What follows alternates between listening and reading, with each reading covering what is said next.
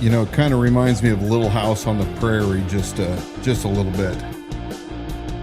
This music? No, not the music. The second picture in our slides. It's Mrs. Olson. And the wannabe Chad Bianco. Hey, how about some scotch tonight? Let's make it happen.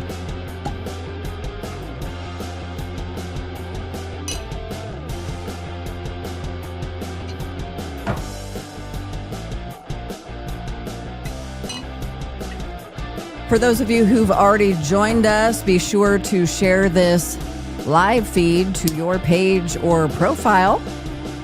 Do it now, don't delay. Don't put it off for another day.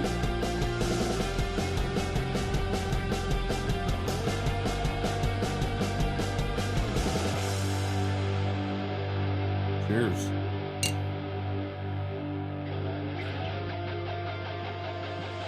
Hey, did we spell feud correctly this time? Because on my promo, I missed it. Yeah, I got to go back to elementary school to learn how to spell feud. I was not homeschooled, but I was the product of a private education. Hope your dad got his money back. Scott Schofield wants to know if there's anything new tonight. You ready to chide us already? Scott.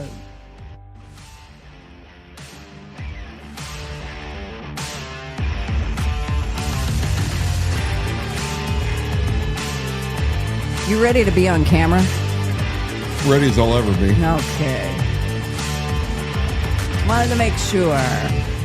Welcome to the Liberty Without Compromise live stream broadcast. We are the only live, local, liberty-minded program right here in Kootenai County. We're here to expose the political power players, politicians, social influencers, power playing pastors. Basically anybody that gets into some kind of power position, and I don't know if they're making money not the right way or pushing people around, abusing people. Seems to go hand in hand with politics for some reason. We're your hosts, Dan and Donna Wilson. Scott Schofield wanted to know if we had anything new tonight. Of course we have something new tonight. Oh, brother. It's already telling you to smile. I'm here to screen your questions and comments. As you can see, I'm already screening Scott's comments. Dan probably wished I left them out, but they made it through the screening process. Throughout the program, you can do what Scott's doing and submit your questions and comments right there in the comments section, or you can call our number, leave a voicemail, or text 208-366-4671. If you're watching live, another reminder, be sure to click that share button on whichever platform you're joining us tonight. And an important reminder, opinions expressed are ours only, not necessarily that of any of our advertisers, sponsors, affiliates, guests, or in internet clips that we will no doubt be sharing tonight. On the broadcast, we're connecting dots that a lot of people won't take the time to connect. Dan and I talk about that all the time. Some people would rather nobody connect these dots at all, but we're here doing it. We're looking at shifting alliances, public endorsements, and the growing divide inside Kootenai County politics, starting with a relationship that's getting a little more attention than usual. Let's just say Stefanie Fetzer and Sheriff Bob Norris. What character is he? Well, I was going to say Nellie. Oh, Stefanie is Nellie? Of course. Well, wasn't Mrs. Olson Nellie's mom? Nellie's mom. And Sheriff Bob Norris. So Stefanie Fetzer and Sheriff Bob Norris are giving us a little bit to talk about. I was going to say plenty to talk about. It's not that much, but, a little bit to talk about. They probably want more attention, but we'll give them a little. We're also going to get into what happens when serious questions go unanswered, whether it's leadership, conduct, or decisions that impact this community. From City Hall to the courthouse, we're seeing the same pattern: pressure, deflection, and a whole lot of silence where there should be clarity. Mayor Dan Gookin is still facing questions following last week's developments, and we'll walk through why that matters and what he hasn't addressed at all as of tonight. We're also revisiting the ongoing issues surrounding John Padula and the recovery program tied to his leadership. where the most serious concerns continue to go unanswered. The serious ones. It's the serious ones he is not answering. Even as the conversation keeps growing, he's not answering them. There's new audio that we've obtained from a call involving local law enforcement and a situation that escalated quickly a few weeks ago. What is said on that call and what may have come from it raises bigger questions about how narratives are created right here in our own county, who's behind those narratives, and how they spread so fast.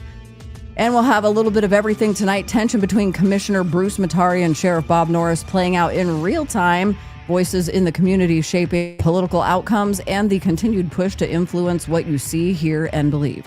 This is a Liberty Without Compromise, and now here is your host, Dan Wilson. And that went by very quick. Super quick, your monologue, your intro. I had to read through that fast. Episode 71, so glad you're here. Talk fast. I know many of you enjoyed last week's broadcast when we took the smackdown to all of the habitual serial liars, those that spread the malicious lies back and forth.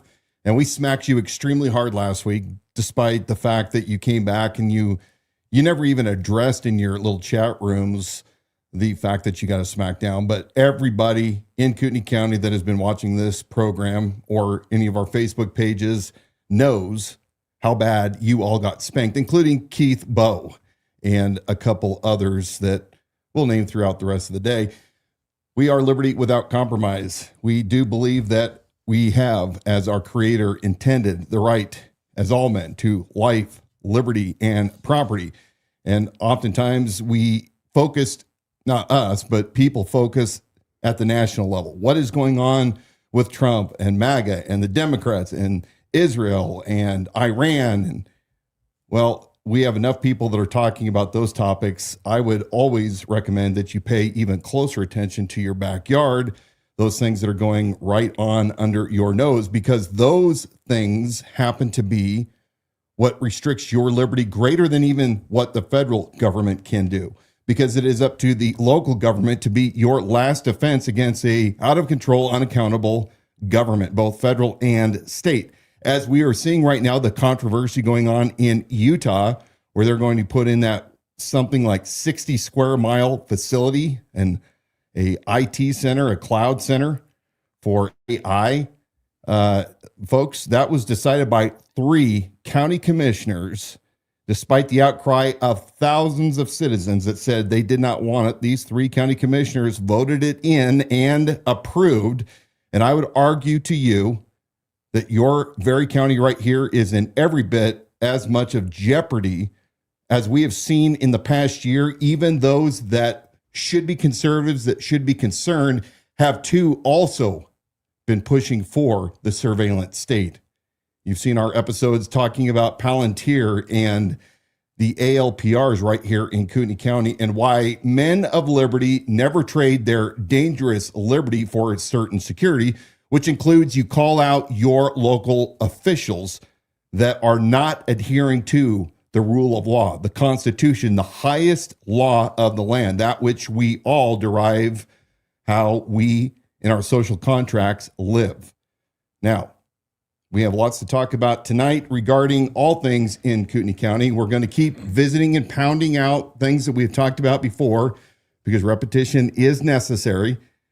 You need to be paying attention to who the players are, who is currently running for office, and why you should not just go down and be lazy, be an imbecile by taking this red card that you're going to get in the mail like we did. You've probably already got it by now, that tells you who to vote for, because the Central Committee, who has the dollars and the power, chooses who their candidates are going to be, knowing that the vast majority of Kootenai County citizens are idiots. They don't take the time to research who the candidates are, and they're going to mark off all the names on this card.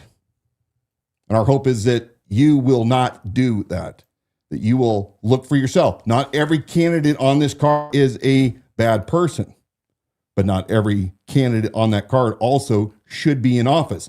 Now, the Kootenai County Republican Central Committee for many years has had an abysmal track record for recommending all sorts of people that should never be anywhere near office.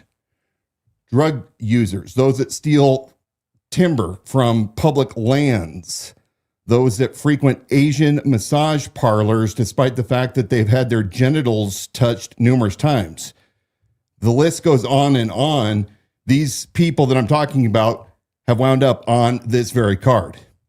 Our aim with tonight's broadcast is to put special spotlights on people in this county, their alliances, what they're doing, and why you, if you truly love liberty without compromise, you need to be paying attention and you need to be people of action. Last week, let me ask a question.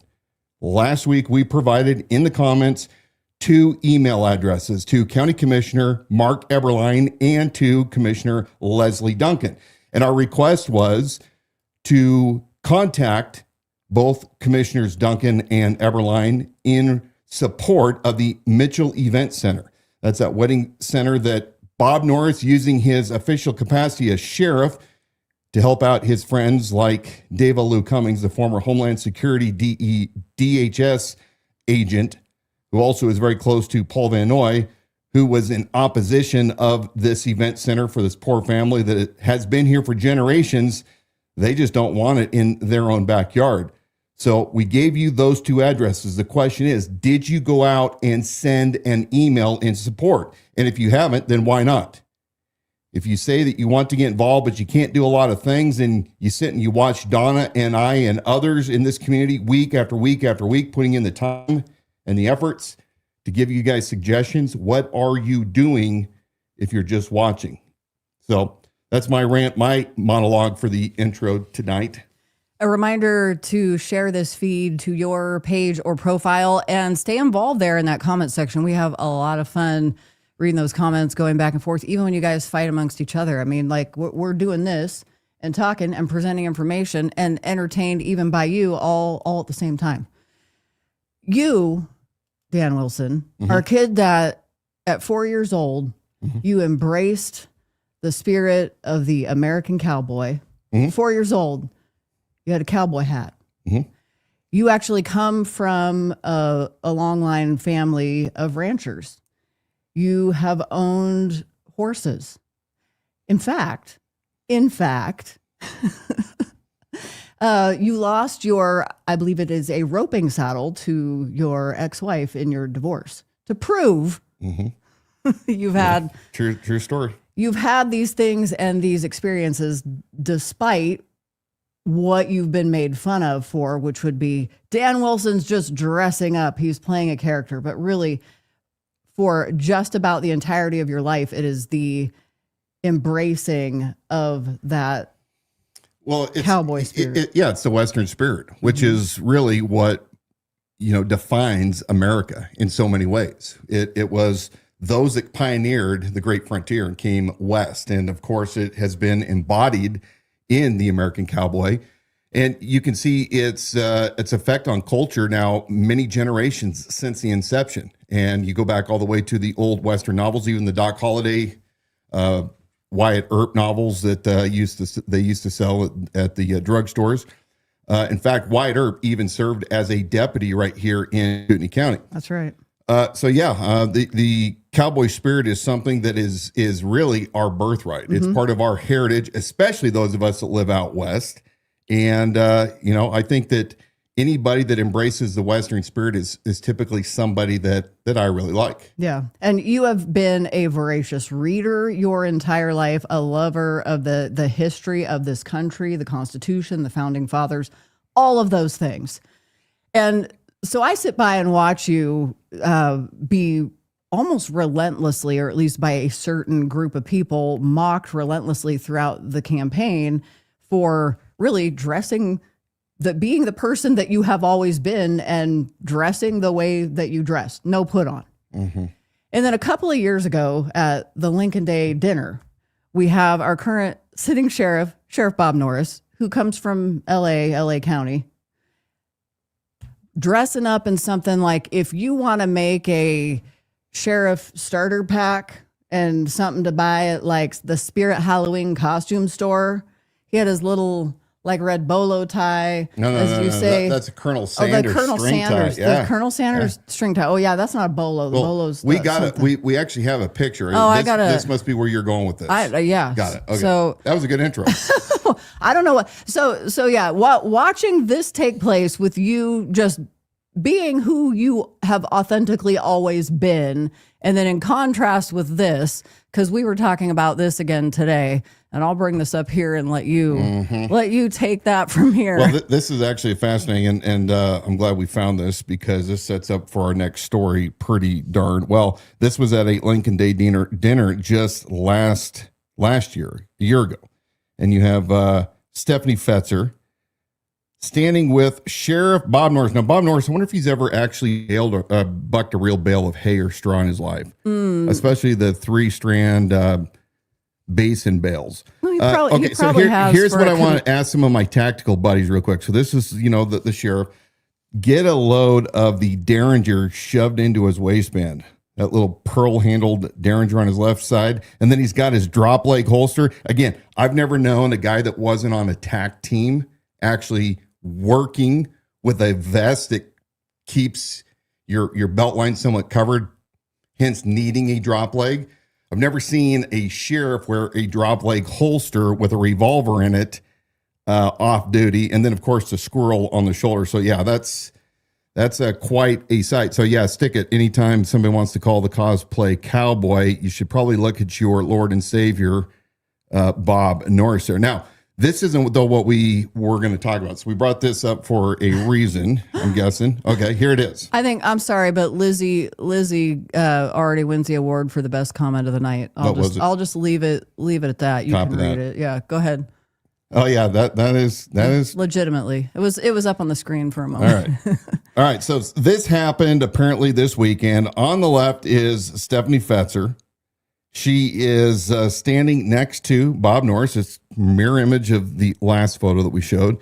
She says, "I'm thankful and humbled to be endorsed by Sheriff Bob Norris in my run for precinct committeeman in precinct 520. I'm grateful for his support, his friendship, and for the job he does to keep our community safe." He's got a lot of stripes on his arm, but he lost the stars on his collar, apparently. Yeah, I was asking you, what do you think that was all about? I think those stripes are for every, 5 years? Yeah. 5 years of service or 3 years. I can't tell. I can't quite see. So why does this matter? Well, we know what a drama queen Steph is, how dramatic. She's from the theater. And why is this really a big deal? Because we started out, I did at the beginning of this broadcast, talking to you about how important it is to pay attention and be involved in your local elections. Now, Fetzer, I don't know.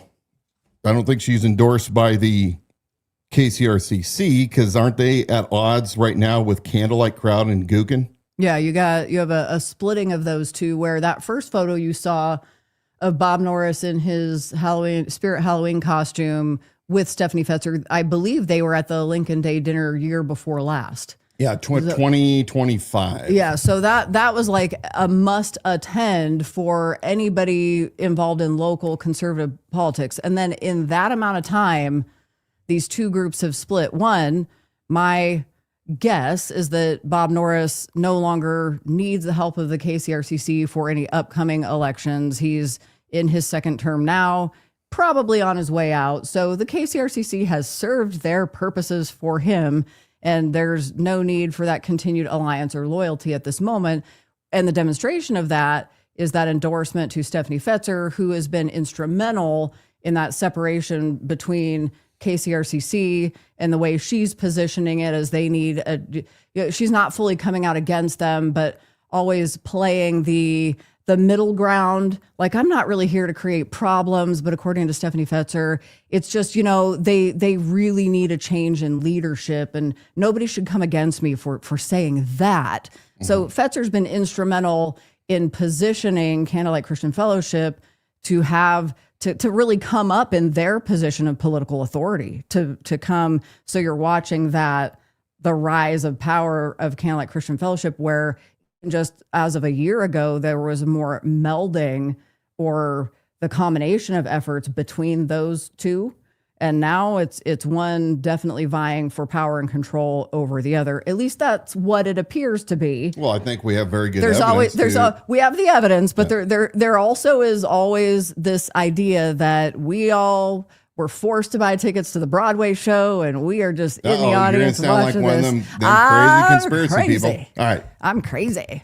I have more on Stefanie. I don't want to trample on. Let's continue. I think that if we go to the next slide. Okay, didn't know if there was more on the slides because I've got. So look, we're not endorsing anybody on this program, but I do want to point out, because we really don't think Stefanie Fetzer should be anywhere near the KCRCC. We'll talk about this a little more, but this happens to be someone who is running against her. If you happen to be in precinct 520, again, I know nothing about the dude at all.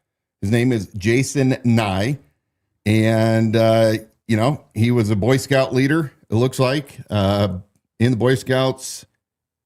Can't quite see everything there, but you can go and use this QR code. It should work. Go find out about him. If Bob Norris is endorsing someone, I absolutely guarantee you that person should not be in the office that they're running for. That's my personal belief. I stand by it. Enough said. And I want to present to you a little bit more as to why that is, and just remind you, for some of you, this will be a repeat. Then there are plenty of you where this will be brand new information, and we've got QR codes to throw up so that we're going to put up on the screen. We're not going to throw them up, where you can go to learn even more, but a little more history. And Stefanie Fetzer standing here next to Sheriff Norris, and just so touched and honored and surprised by this endorsement. I want you to understand a little bit of the political history of Stefanie Fetzer. So this is going to be a portion of a longer form, like 23 minute presentation that put together on Fetzer, her background, where she came from. So during this, I'll have the QR code up on the screen so you can watch this thing in its entirety. But this is going to give you a bit of an overview and as to how this relates to Norris's endorsement of Fetzer. 2024 sheriff's race, Fetzer's coordination went far beyond Facebook. She was working closely with Davalu Cummings, a former Department of Homeland Security agent tied to Candlelight Church and Pastor Paul Van Noy. Fetzer helped drive a synchronized campaign to discredit Dan Wilson. The attacks were calculated and used the same words like anti-Semitic, angry, unqualified, dishonest. It appeared all across multiple accounts: Fetzer's posts, Cummings' statements, even official messaging from the Bob Norris campaign and from Pastor Paul Van Noy. Question for you. I'm going to cut you off. Sorry. Is Dan Wilson a white supremacist? Okay. But what's his position on Israel? But Fetzer didn't stop there. She aligned herself with Wilson's ex-wife, a woman clearly embittered and eager to settle old scores, and turned that personal grievance into political ammunition. With help from Aaron Barnard, Fetzer propped up the alliance publicly, posting photos, tagging each other on social media, and flaunting their connection as if it were a badge of honor. What looked like grassroots outrage wasn't grassroots at all. It was scripted, it was organized, and it was designed to drown out the truth and destroy reputations. Fetzer wasn't just repeating talking points, she was weaponizing relationships and writing the playbook for political destruction. Special thanks tonight is to Stefanie and Aaron for coordinating all this, bringing a lot of people together, doing a lot of things. Political alliances with local and state figures, from Sheriff Bob Norris to Senator Ben Taves, and other North Idaho legislators that she routinely promotes across her channels.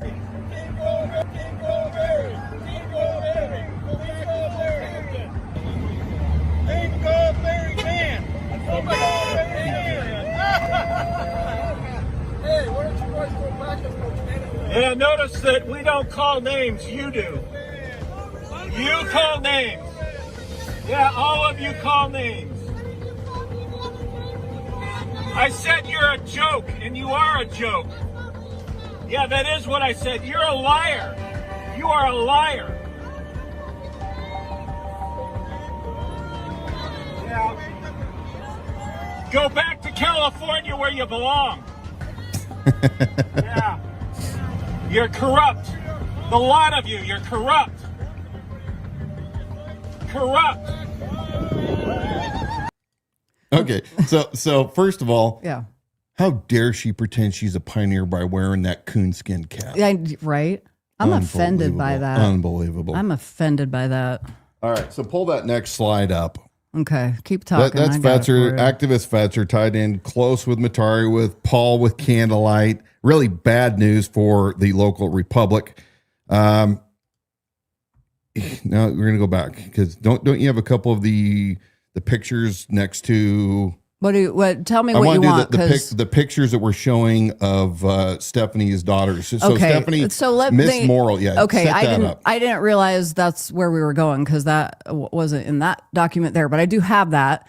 So part of the point of showing that video clip, and again, there's a QR code up on the screen if you want to see the rest of that to really understand in detail how Stefanie Fetzer arrived on the political scene here in Kootenai County. You would imagine virtually a nobody, and she's immediately tied in with all the heavy hitters. They probably just saw like political blood, like, hey, this woman knows everything about rallying people and demonstrations, and she's highly experienced in this arena. So she's a wealth of information, and we're just going to take her in. So however they got connected, they did. That video tells you more on that. And Stefanie has also, not only does she campaign, like, for example, for Bob Norris. You want to campaign, he's your candidate, great, go do it. Wave the signs, wear your uncle, what's his name, hat from the Lampoon's Christmas Vacation. Wear your hat, do what you're going to do, campaign for your preferred candidate. But she really set out to professionally go on a destructive, like political operative campaign to take down opposition. And that was her position. I would say that's where she actually spent the majority of her time, was to take down opposition, not to campaign on behalf of her chosen candidate. And that's what people from California will tell us that we've had hours of interviews Yes. with. So throughout all this, she's also heavily tied into Candlelight, advising Pastor Paul Van Noy, friends with Aaron Barnard. And so a lot of the reason we're showing you those video clips is these same people are rolling in these same circles that we were showing you 2 or 3 years ago. And they are still the ones coming out as detractors today whenever they see information that's coming out as a threat to what their current agenda is. Mm-hmm. And one of the things that has not made sense is you have Stefanie Fetzer, who claims to be, I'm just this conservative mama bear, a conservative mama bear, and I'm all about traditional family. And I have just come here and I'm politically involved, not because of what Dan and Donna Wilson say I am. I am just, I'm just a simple mom of simple means that wants to make this community better for you, safe for our children. So this is where I'm going with this. So you want to believe it. And I know that there are people who believe her wholeheartedly because there is that aspect to Dan Stefanie Gookin Fetzer. tried to message What do I me, need to what do? do I need to do to help heal you between you and Fetzer? So she- Ain't ever happening.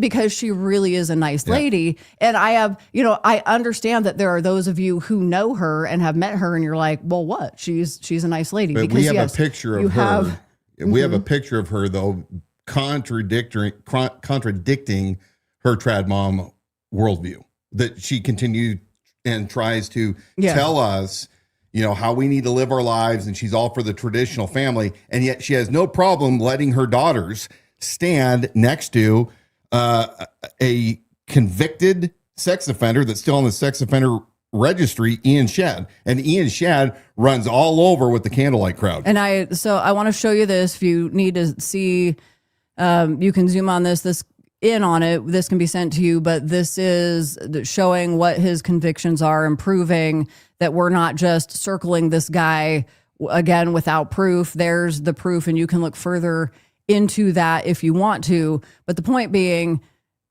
where is Fetzer's concerns when her own daughters are at an adjunct, at least adjunct Candlelight function? They might say, well, we don't endorse, these are just our people going out and doing this on their own volition.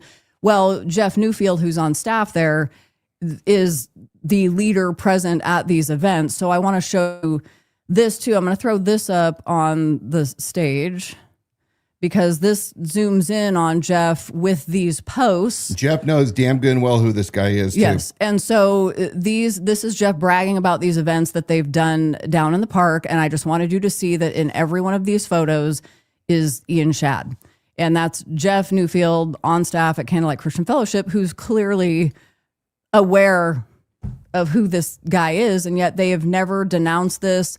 Nobody, Paul Van Noy, none of the other leadership from Candlelight has ever come out to say, okay, we're aware of this. This is an issue that this guy is one example, and there are others. If you're in Stefanie Fetzer's PC district, 520, keep in mind that she has no problems with her kids hanging out with convicted sex offenders from this very own community, hanging out with some extremely dubious type of people. Mm-hmm. She's involved in all sorts of shenanigans behind the scenes, good and bad. When you go and vote, pay attention to this stuff. It actually matters. It's so duplicitous because you've got Fetzer, who in recent days is right in the middle of a conversation of the lies that were circulating that we addressed last week about your business. Sorry, the words escape, but your business designation, and that was going certification. Mm-hmm. And that was just like going like wildfire, which is why we have somebody on here tonight making the comments that they are about our DEI representatives and how are those minority grants going, which has been fully debunked and addressed. But Fetzer has no problem getting in the middle of that to smear your name, and then here's her daughters in a picture with convicted sex offender. Yeah. And we're just not talking about that. We're Brent not talking about Reagan, are you talking about that, or are you just talking smack to everybody else? Let's move on to Keith Bowe. This needs to be shown real fast. Keith Bowe claims that he's, again, another mover and shaker in his community, runs around with Fetzer, Shelley Kroll, and the likes. This was something we just captured of a post of his just the other day. I'm only going to say this once. Hallelujah. I'm actually not going to say that just once. I'm going to say it my whole life. Hallelujah. God is good all the time and came to those who didn't deserve it, like me and you as well. God is good. Thankful for Christ's love. Number one, if you're a man and you talk like that publicly, you're an idiot.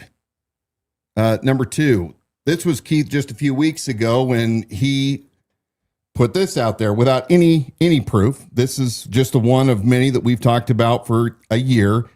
He pops off, Dan Wilson is 100% responsible for the attack on the Kootenai County Sheriff's Office. Then just, a couple days ago on a Padula post where Keith Bowe was trying to defend John Padula. So again, I want to show you Keith Bowe, who you can go back to our previous episodes and see the vile, nasty things. He's obsessed with gay sex. He projects gay sex terminology on his opponents all the time. It's really weird. I don't know why so many of these guys in Norris's circle are so obsessed with gay sex. He had this to say to Julie Cox Wagner. Did you know that the Sheriff Rod Wilson has never been employed in law enforcement? Once again, a complete lie. Bo knows it. I served for 12 years as a commissioned police officer reserve in Washington State, but, Keith just has to keep on lying. So, watch what these Pharisees say and do. In fact, that's not even doing a good service to the Pharisees, because the Pharisees at least had standards. They lived according to a law. Keith just runs his mouth and sells Christianity, probably because he's selling real estate. He's a bullshit artist. Yeah. The other thing Keith said in this post that I find amusing is he's using this as a talking point as to why you shouldn't listen to the Wilsons, because he said, referring to Dan, he also did a couple of anti-Keith Bowe podcasts. No, Keith, they weren't podcasts solely on you. We did spend some time showing you and all of your gay sex innuendo. Again, for a guy that calls himself, hallelujah, I'm a follower of Christ, quit talking about gay sex, you sicko. What a perv. I do not understand. I found over the years, Keith Bowe, I find the guys that joke the most about gay sex online actually probably are struggling with that in their very own lives. So, Keith, maybe you should go talk to your pastor and get some counseling if you're struggling with some issues right there, bro. For those of you who maybe say, okay, we don't need Dan and Donna to sit here and talk about the haters. You've already exposed them. We don't care. Just hang on tight because we do have lots to cover tonight, and we're going to be moving through that. Those were just recent things from today that needed to be addressed because we had they're all involved together. A brand new posted earlier this week or maybe end of last week. Between Wednesday and Wednesday, as we say, pay attention to our social channels because stuff happens between Wednesday and Wednesday. But that the new piece is that Sheriff Bob Norris endorses Stefanie Fetzer for her precinct race. And so we were just touching on that again to say, okay, let me remind you who this is. And then you can go seek out more information because we've done that. And then Keith Bowe, he just keeps cropping up. And the reason it matters, here's why I don't want you to get tired of listening to this. Keith Bowe he's I believe a local realtor, and he runs a huge local Facebook group called North Idaho Life. There was a shot of it there. These are people who position themselves, at least they pretend in their mind or in some way position themselves as leaders in the community. So they make political endorsements and everybody comes in and they're like, oh yeah. And they get the, going in the rah-rah section because they built a life on networking. And so that becomes very valuable then when these people make political recommendations, or secondarily, they tell you why the opposition, they go on that counter ops campaign and they tell you why the opposition is bad. And based on what? I mean, our experience was based on lies. Pay attention to your local community because they help shape politics, and you don't want these frauds or their ilk to be running this county. We're going to talk more about how bad the county is becoming. And in my opinion, it's about ready to get a lot worse. Now, I don't even know how we transition to this because it's like being a bang a boom. You just do. Reagan got a little heated. Brent Reagan from the KCRCC, he's the chairman. We'll pull up our next slide here. He had this to say. He does not like this. What's his name? Jason Stanley? I think Jason Stanley. Right. So Jason Stanley, give us a little bit of background. You know how more about this than I do. All right. So you have started to see this. A lot of you may have started, or we'll introduce you to it here tonight. But this Facebook page and fairly new website called Kootenai County Corruption, I believe is the name of it. And I'll throw up a QR code for you later. You can link to that. But this guy, his name's Jason Stanley. So he's not hiding behind the identity of Kootenai County Corruption. He has actually published his story and what his personal experiences and which is what has inspired him to create this online presence and go after corruption, which the nucleus of it really was corruption in Kootenai County Jail. That was where it started. And I have since spoken to him directly. So he's a real person. He does exist. And what he has stated is, as you start doing records requests related to what your original mission was, and for him, it was corruption in Kootenai County Jail, you cannot even imagine all of the different directions that goes. And it is like a bottomless black hole, which is what he's finding. So there are things to talk about every single day. Brent Reagan, chairman of the KCRCC, is one of the people losing his mind over this guy. Mensa is losing his mind. So that's a little bit of the backstory, and that's who Jason Stanley is. My guess is these guys, these heavy hitters like Brent Reagan, and then they've got his other mouthpieces coming in to attack Jason Stanley. Bruce Matari actually is too, but my guess is they've looked him up, and say, okay, what ammo can we get on this guy to take him down? Because we don't want anybody else exposing this stuff. So there you go. So Reagan had to post this on Jason's Kootenai County Corruption Facebook page. Reagan and all of his, I think he wanted to be an attorney. I don't even originally. know if I read that. That's funny. Who is the person behind this page? If they don't clearly identify themselves, they are violating Idaho law, specifically Idaho Code 676614A, publication or distribution of political statements, part of the Sunshine Law titled 67, Chapter 66.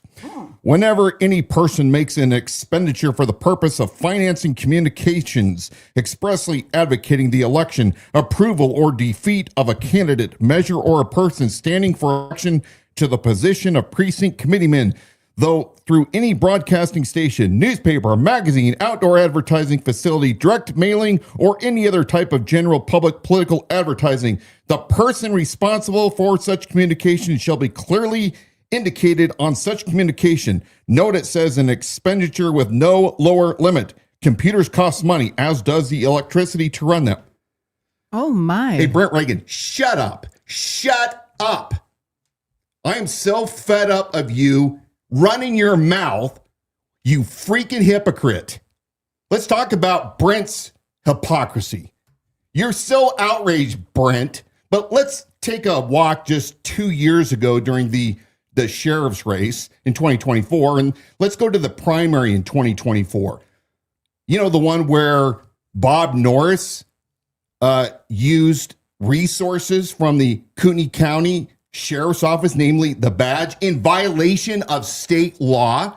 He allowed his FOP, the Masonic Deputy Sheriff Association, he allowed them to use the badge in an advertisement that was sent out for all of the county voters to believe that the Kootenai County Sheriffs, it was inferred, you know, they're using the official Kootenai County Sheriff's badge, and to infer that Kootenai County Sheriff was endorsing candidates to include Bob Norris, Brett Surplus, Sleepy Dale Gibney, and Stan Mortensen, as I recall. But more importantly, the Masonic deputies, they were endorsing PCs that were not KCRCC choices. In fact, they were part of the North Idaho Republicans, or as they've been called, the Dirty 30.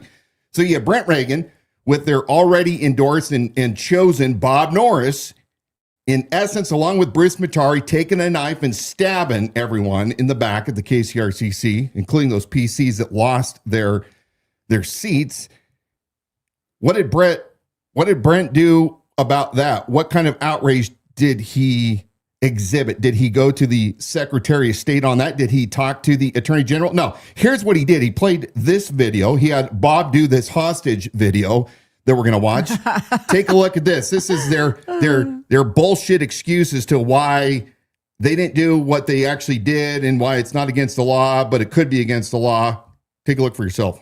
Hi, my name is Robert Norris. I am your current Kootenai County Sheriff. The purpose of this video is to clarify some situations that are occurring right here in Kootenai County as it pertains to this flyer that some of you may have received. I want to make it very clear that the sheriff or the sheriff's office did not have any coordination or participation in this flyer whatsoever. My campaign, the office of sheriff, and myself, we do not coordinate any political strategies whatsoever with the employee association. None. The employee association did ask, and I did grant the use of the badge. The intended use was for elected officials that they had endorsed. I did not know they were going to use it for precinct committee positions. So it's sort of I support okay. the Idaho Republican platform. Mm-hmm. I also support the Kootenai County Republican Central Committee. I have personally Does he still? walked precincts in support of conservative precinct committee men and women. I encourage everybody to seek out your precinct committee people and talk to them about how important this election is. Thank you for your time, and please vote. Get him off my show. Get out. All right. Get out. So Norris admits to allowing them to use the people's badge, Bob, not yours. Yours to sell, where you were the direct recipient of that advertisement. And your friends, Dan and Carrie Edwards, the former mayor of Dalton Gardens and the owners of, Trafficor and Ground Kicker. Trafficor gave $10,000 to the Masonic Police Officer Association PAC, and they used that money to put that mailer out.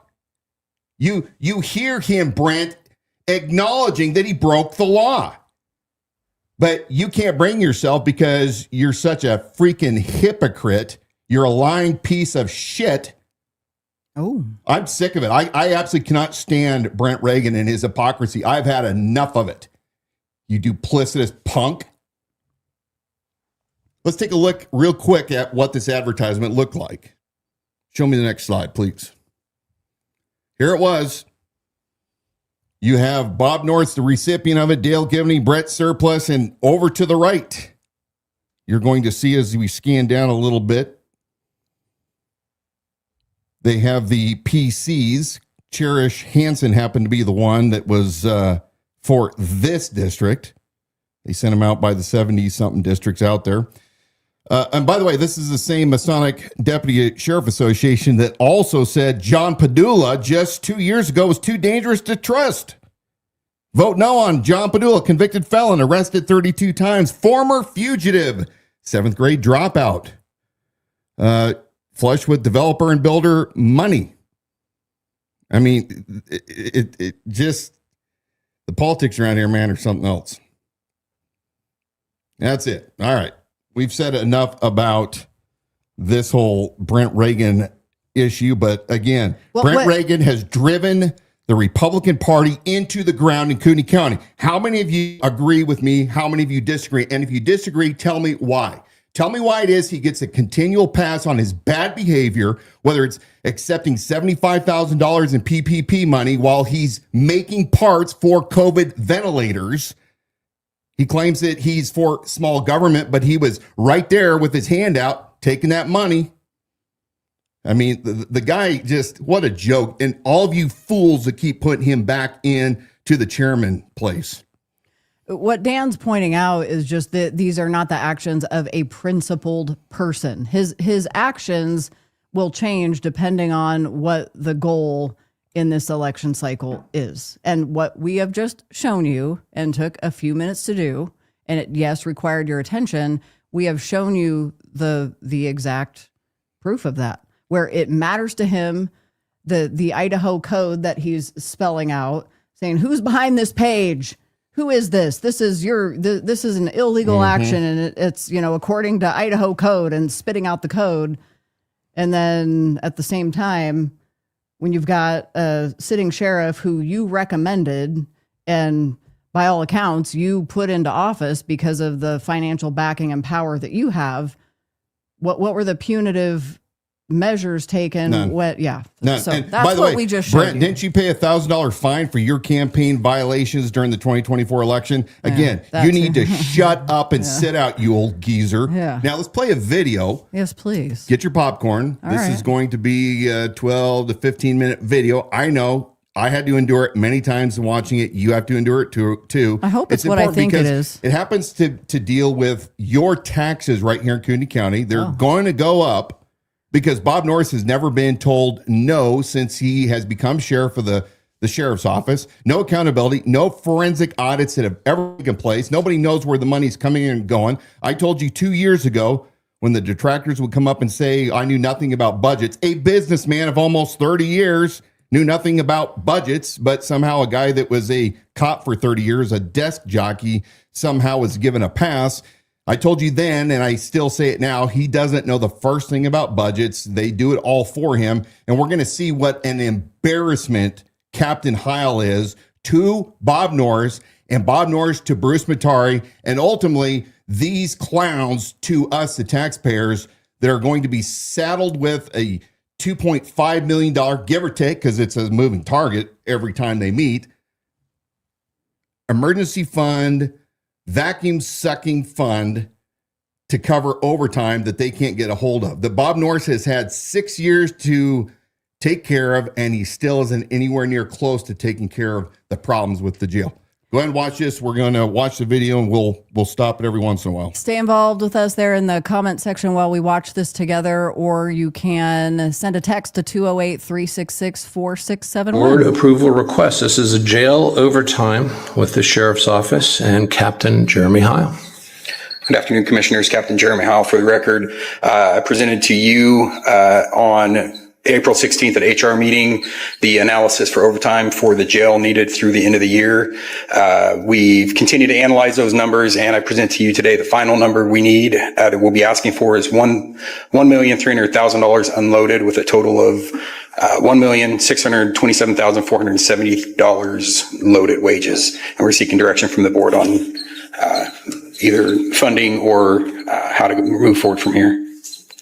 So Where's the budget right now? I think we increased it to 1.4. Is that correct? Correct. It started at 925 and it was end to 1.4, and that will get us either through the end of May, the middle of April to the middle of, end of April to the middle of May, based on current usage. And then at that point, we'll need the 1.3 to get through the end of the year, or the 1.6 rather.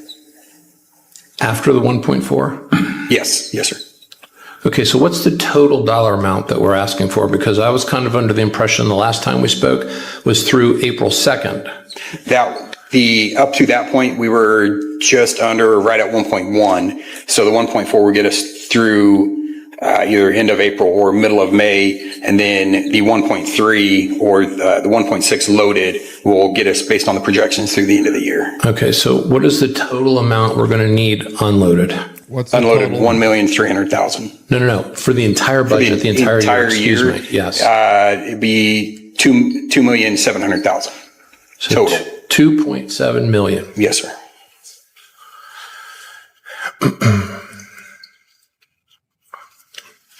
Okay. Thoughts on this? Well, I would like to see it be stable instead of constantly fluxing.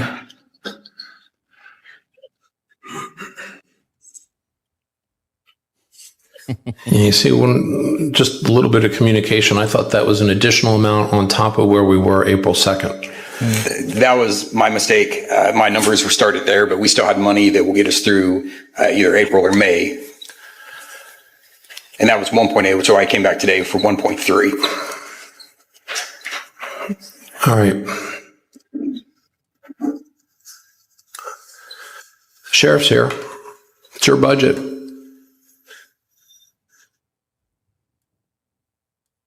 Uh-oh. Daddy's not happy. Well, the wall of shame.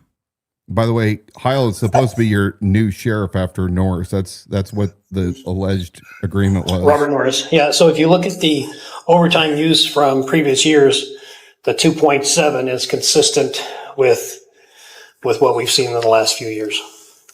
I think last year we were at 2.5 and the year before we were at 2.3. Yep. So this is 2.7. So it's actually going up a couple hundred grand every year. Yeah. Costs go up. They generally, the courts drive a lot of these overtime costs. Hospital security drives a lot of this stuff. We don't know how many of those we're going to have every year. Well, okay. I understand that, but in fairness, we've had this discussion where. Commissioner, what do you want to do? I'm sorry, what? What do you want to do? We're asking for 1.3 to keep this community safe and keep order inside the jail. Okay, hold on. Hana. To keep this community safe and to keep order inside the jail, we need.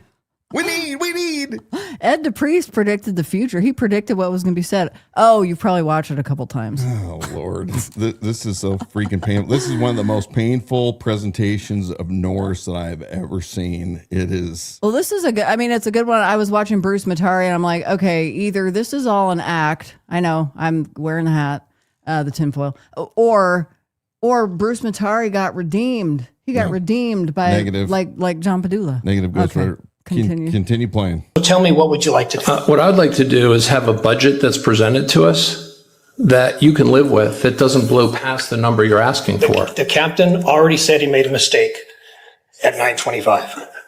What do you want to do? Keep ridiculing him for that? I'm not ridiculing anyone. In fact, it's your budget. You keep bringing it up. It's your budget. You keep bringing it up. The fool doesn't even take any kind of responsibility. It is ultimately his budget. If Jeremy, just a cop his entire life, he's never been through formal business school, never been through accounting or any of the likes, I can understand why he would not understand or be able to put forth any kind of accurate projections. Good point. Yeah. I get that, but the sheriff, where the buck's supposed to stop, should already have this covered with his experts. And it comes down to an hour issue. Jeremy should never be talking dollars. The fact that Bob Norris doesn't go directly to the commissioners himself shows that he doesn't even understand the budget enough in order to be able to articulate exactly the needs and to where the misprojections were. But as Matari said, yeah, it's gone up about what I think $200,000 every consecutive year. But hey, Commissioner, what do you want to do with it? He said he's sorry. He had it wrong. Just, let him go. Continue. Hey, what up? The 925. Yes. So he made a mistake. He acknowledged the mistake. Let's go on. Let's now provide community safety for this community and around that jail.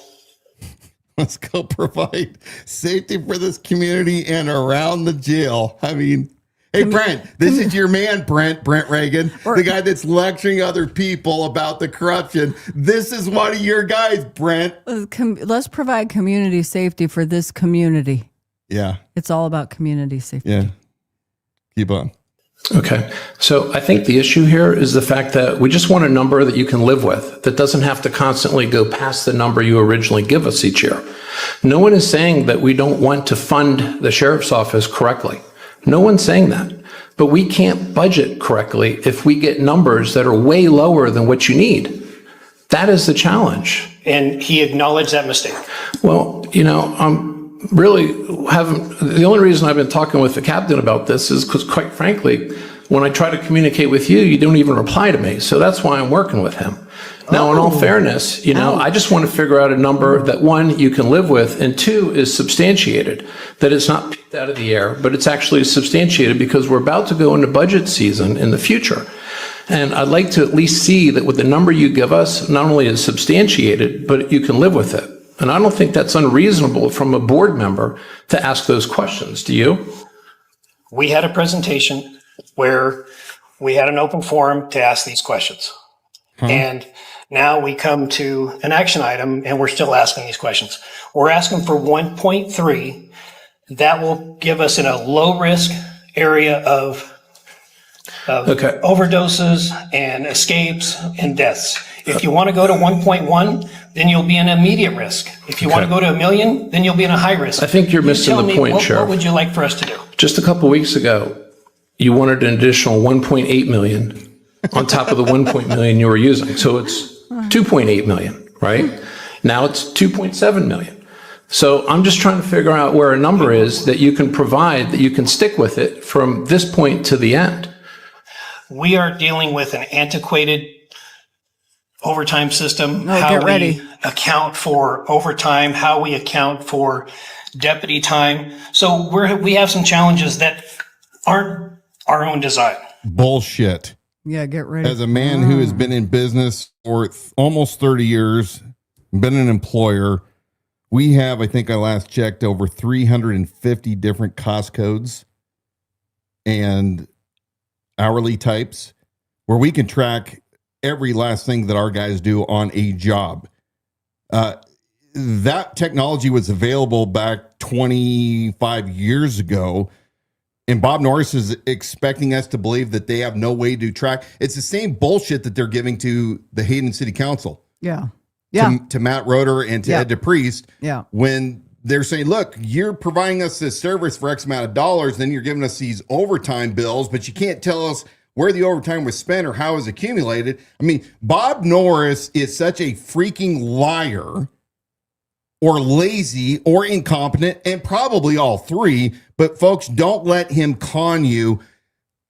They don't do this because it's not what you preach, it's what you tolerate, and they tolerate this dysfunction day in and day out. And you guys that keep putting these clowns back in office, you're tolerating it, and get ready for the tax increase that's coming. So we're trying to navigate through those. So what we're asking for today to put in a low risk category is 1.3.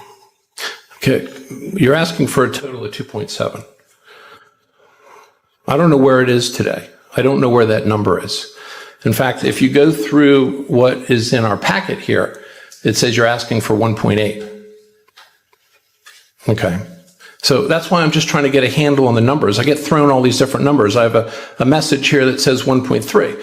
So I'm just trying to understand what is the total dollar amount you need that you can live with, because it's shifting every time we meet. That's all. Commissioner Eberline, do you have any thoughts on this? I can concur with what you got going. What? I concur with what you got going on. What?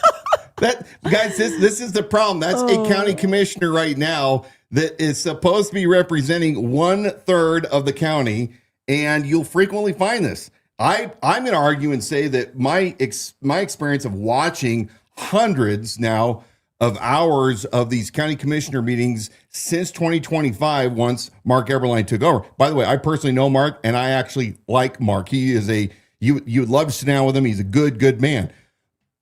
Something's going on though, and Bruce, you can watch it in so many of these county commissioner meetings where they have to have a vote. You can see Matari, my belief, manipulating and working his moves on Mark. So, I mean, I want to interject one listener question. Susie joining us on Facebook. She wanted to know, and we're going to continue with the rest of this video because it is important for you to see. But Susie wants to know, is anyone auditing the sheriff's office? Whose job is it to audit them? Yeah, that's a great question. Okay, so yes, there is an annual audit that's done countywide, and it's what we call a flyover. Okay, it meets the minimum standards, but it's not really what you want. I ran on this. It's my belief that you need a real forensic audit, and it's very costly. But they go in, those forensic auditors, and they find where everything's at. They find trends. They can figure out if money's being siphoned or wasted, or if it's skimmed off the top, if there's any kind of money laundering going on, if there's any theft, where is money being wasted? The only way in a department that is as old as Kootenai County Sheriff's Office, the only way to go forward with a clear, good, economically fiscal budget is through a true audit process, because through this process, you learn really where your weaknesses, where your strong points are, but where are you hemorrhaging the money? And Bob Norris's answer every single freaking year, because he came in and was sworn in 21, it was a little over 30 something million. Now it's up over $50 million. Yeah. I mean, the county commissioners year after year after year, because he uses the same line of bullshit. We warned you about this when we talked about their need. They're trying to sell the county commissioners in the county, the citizens, on these license plate readers, and it's always about public safety. You know, if it could save just one life, then you know what? To hell with everything else. What is money? What do you care if you have to pay an extra couple $100 or $1,000 a year in taxes, as long as it saves one life? And they can never prove about the safety factor saving one life, but that's Bob Norris's get out of jail free, which is, are you against public safety? Yeah, it really freaking has communist little Marxist tactic. Yeah. It just needs to be stable so we can have something that we can count upon. So at this point, basically the 2.7 million comes out to a little over 200 grand a month in overtime. Do we have any relief, do we think, for next year? Or is this the budget we're going to get, 2.7 million for next year? We are trying to categorize our overtime as it pertains to court overtime, security overtime, appointment overtime. So hard to That's do. going to account for trying a decent part of this. We have no control over that. Wait a second. You have control over categorizing your overtime. You have absolute control over that. You may not have. We have control over categorizing. What a judge tells us what to do. No, you have control over categorizing it, meaning that this overtime is for transportation. This overtime is for court order behavior. This overtime is for, a floor deputy. This overtime is for, a tower. And we went over those 14 categories, 15 categories last time. I know but you say I'm trying, and that's the part I don't understand. Either you're doing it or you're not doing it. Yes. Okay. Commissioners, we are coming before you today without any political gotcha questions. We are asking for $1.3 million for the remainder of the fiscal year. Will you take $3 million? Okay, so you're asking for the 1.3 on top of the 1.4. I'm here for public safety. Oh, the political gotcha questions, What? I'm not interested in anymore. Showcase showdown. There's no political gotcha questions. We're asking Okay. for 1.3. I don't. Loaded or not? It's not loaded. Not loaded. Okay, what does that mean? Loaded, just for everyone out there. Yeah, because they keep loaded saying- versus unloaded. Unloaded. Where do you want the money to come from? Typically refers to just what does it cost if you hire a worker for $10 an hour and they work 8 hours a day. That's $80, right? So that's your unloaded cost. But then, of course, you have your taxes on top of that, your employer taxes, your benefit packages, all of your perks, paid vacations, paid holidays, PTO, 401ks, all that other stuff. So loaded is the entire cost per hour for each employee, times however many hours that they are projecting to fill this overtime vacancy that they can never, ever correct. In fact, we talked about this here a couple weeks ago. There is a sergeant in the Kootenai County jail right now that last year made over $230,000 due to the amount of overtime that he is working. And we've said this before. I've said it. That is a short-term solution to a very long-term issue. It is not sustainable. Not only is it dangerous, it physically hurts people that work that much overtime, and it's dangerous to the inmates, and it's dangerous to your fellow deputies that you're working with. So Norris, again, you can't throw enough money because everyone knows the Kootenai County Sheriff's Office, especially the jail, is in shambles. People are leaving because the culture there is rotten. It is not one of extreme ownership like it should be. Continue. Well, I think you have fiduciary authority, unless are you I'm just asking. transferring that to I'm to asking me? just where do you think, I'm just asking. That's Well, all. I don't know. Okay. Are you transferring that authority to me to figure out? Brandy, can we just talk with you about where this money should come from? Here's a smart cookie. Brandy Falcon for the record. So since this is a mid-year budget change, pretty much the only option for funding this is to come from our fund balance. Currently, we have remaining $9 million assigned for the facilities master plan fund balance, and that's really the only place to take that from, unless the board wants to dip into emergency funds. So we have 9 million in master plan, and the 1.3 unloaded ask comes to $1.6 million loaded. So we would pull that from the master plan assigned fund balance. Yep. As Ed Dupree says, fund balance equals savings. That is true. So how close are we getting to being bankrupt?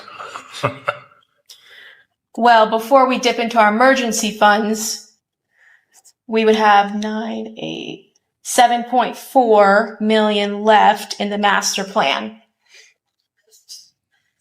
Left for this next 12 months. Before you have to start dipping into emergency funds. Look, I don't want to be in a situation where we're telling the sheriff's office how to do their job. On the flip side, it's incumbent upon them to present numbers that are realistic. Because, like I've said before, and I don't know if you were in the room, Sheriff, we have not taken the full 3% because the numbers come in lower than what they really are. And so our base remains artificially lower. If we'd taken the full 3%, that would have provided some relief. So budget, acumen is very important so that we. Okay, what does that mean? 3%. For those of you who are not aware, by state law, they can only raise taxes in Kootenai County, and I'm going to generalize this, okay? So don't get me on the small nuances, but just broad 30,000-foot flyover. They can only raise property taxes 3%. That's the county services, not necessarily your own local city or whatever, but the county itself cannot charge more than 3% raise of whatever your tax base is. And what he's saying is, hey, Norris, if you would have told us the actual amount last year, we could have at that time said, hey, we're going to need to get our 3%, but we missed that window, and now this extra money that you claim you need for safety and for keeping order inside the jail, and people from dying from fentanyl overdoses that are still able to smuggle fentanyl and other drugs into the jail despite these large scanners that we paid a lot of money for. Good point. You can't prevent that. You can't prevent the 7 deaths, but somehow, if we give you 1.1, you're in high risk. 1.3, we can keep law and order. The funds are going to go up because Norris cannot manage it, and now all of your tax dollars are going to be reflective in this when they raise it this next time 3%. So they have to take now out of emergency funds, fund balance, as Ed DePriest wisely said, City Councilman for Hayden, that fund balance equals savings, and then emergency funds you should never be touching, but they're going to dip in it quite a bit. So take a look at the last few minutes. Bear with me. It sucks, but you have to know what's going on right here in your county. Can manage the money side of this, okay? Because right now, these mistakes are leading to digging in the fund balance if we aren't made whole as a whole with your department. That is the whole point to it. So all I ask is that when you put forth a number, it's a number you can live with, as opposed to telling us why you're trying to do something, okay? The captain, you admitted that he made the mistake. I ultimately think that it's the people at the top who are responsible for what happens. Well, ultimately, it is my responsibility. Okay, Yeah. good. I'm glad to see that you're taking responsibility with it. With that said, I'm good with giving them what they ask, but at this point in the future, at least for FY27, I think everything needs to be substantiated, and you've got to come up with numbers that are realistic for what you need, so that we don't find ourselves in these situations. Is this Reasonable? Reasonable. Is Matari is this You good with that, Captain? playing a role? I have no idea. You better Casting be careful. frontier. He's going to lose the his motion? badge. He's going to lose his special I'll deputy make badge. board approval request overtime jail, sheriff, jail action. To a total overtime budget of $2.7 million, unloaded, and the money is to come from the master plan fund balance for FY26. And what I'd like you to do is every couple months come back and give us updates on where you are with that. Yes, sir. And any additional information you have as far as the spreadsheet you put together, which I thought was fantastic. It's a good start, so you can start to see what's happening and how to manage the operation much more efficiently, because no one can predict the future, but at least when having your numbers and variables there, if something changes, you can adjust those and at least get a sense as to what to expect. And I think we all can understand that a lot of pressure is put on you and the folks at the jail. There's a lot of things you can't anticipate, whether it's a judge having you do things, the higher risk inmates, all that kind of stuff. So you have a good historical perspective from which to base your numbers off of. And then if you keep track of that, we can start to look at trend lines and start anticipating these things. I think the big issue is just the fact we don't want to get caught short because we're not properly budgeting. If you need the money, I think it's incumbent upon the board to give you the money. But if you don't ask for it because we're not properly managing it, then guess what? All right. Yes, you're right. Comment from Bob Thompson is Matari admonishing a teenager? Well, yes, he is, and rightly so. Now, these guys have been thick as thieves forever because Matari was Bob Norris's campaign manager. When Bob was sworn in as the sheriff of Kootenai County, he gave Bruce Matari a special deputization. Now, I've been hearing rumors that despite what they quoted and what they were quoted as saying, and that they never asked for a correction or retraction rather in the Coeur d'Alene Press, Bob Norris claims that he gave Matari a NDA, or what is it? Non-disclosure? Yeah, non-disclosure agreement. An NDA, which we did a records request, doesn't exist. But that's what Bob's telling the community, and Matari, who's now running for county commissioner to renew his status. He's campaigning hard, and I guess he's going to be at risk of losing this special deputization. He became a county commissioner not long after he received that special badge. Conflict of interest. We've talked about this over and over again.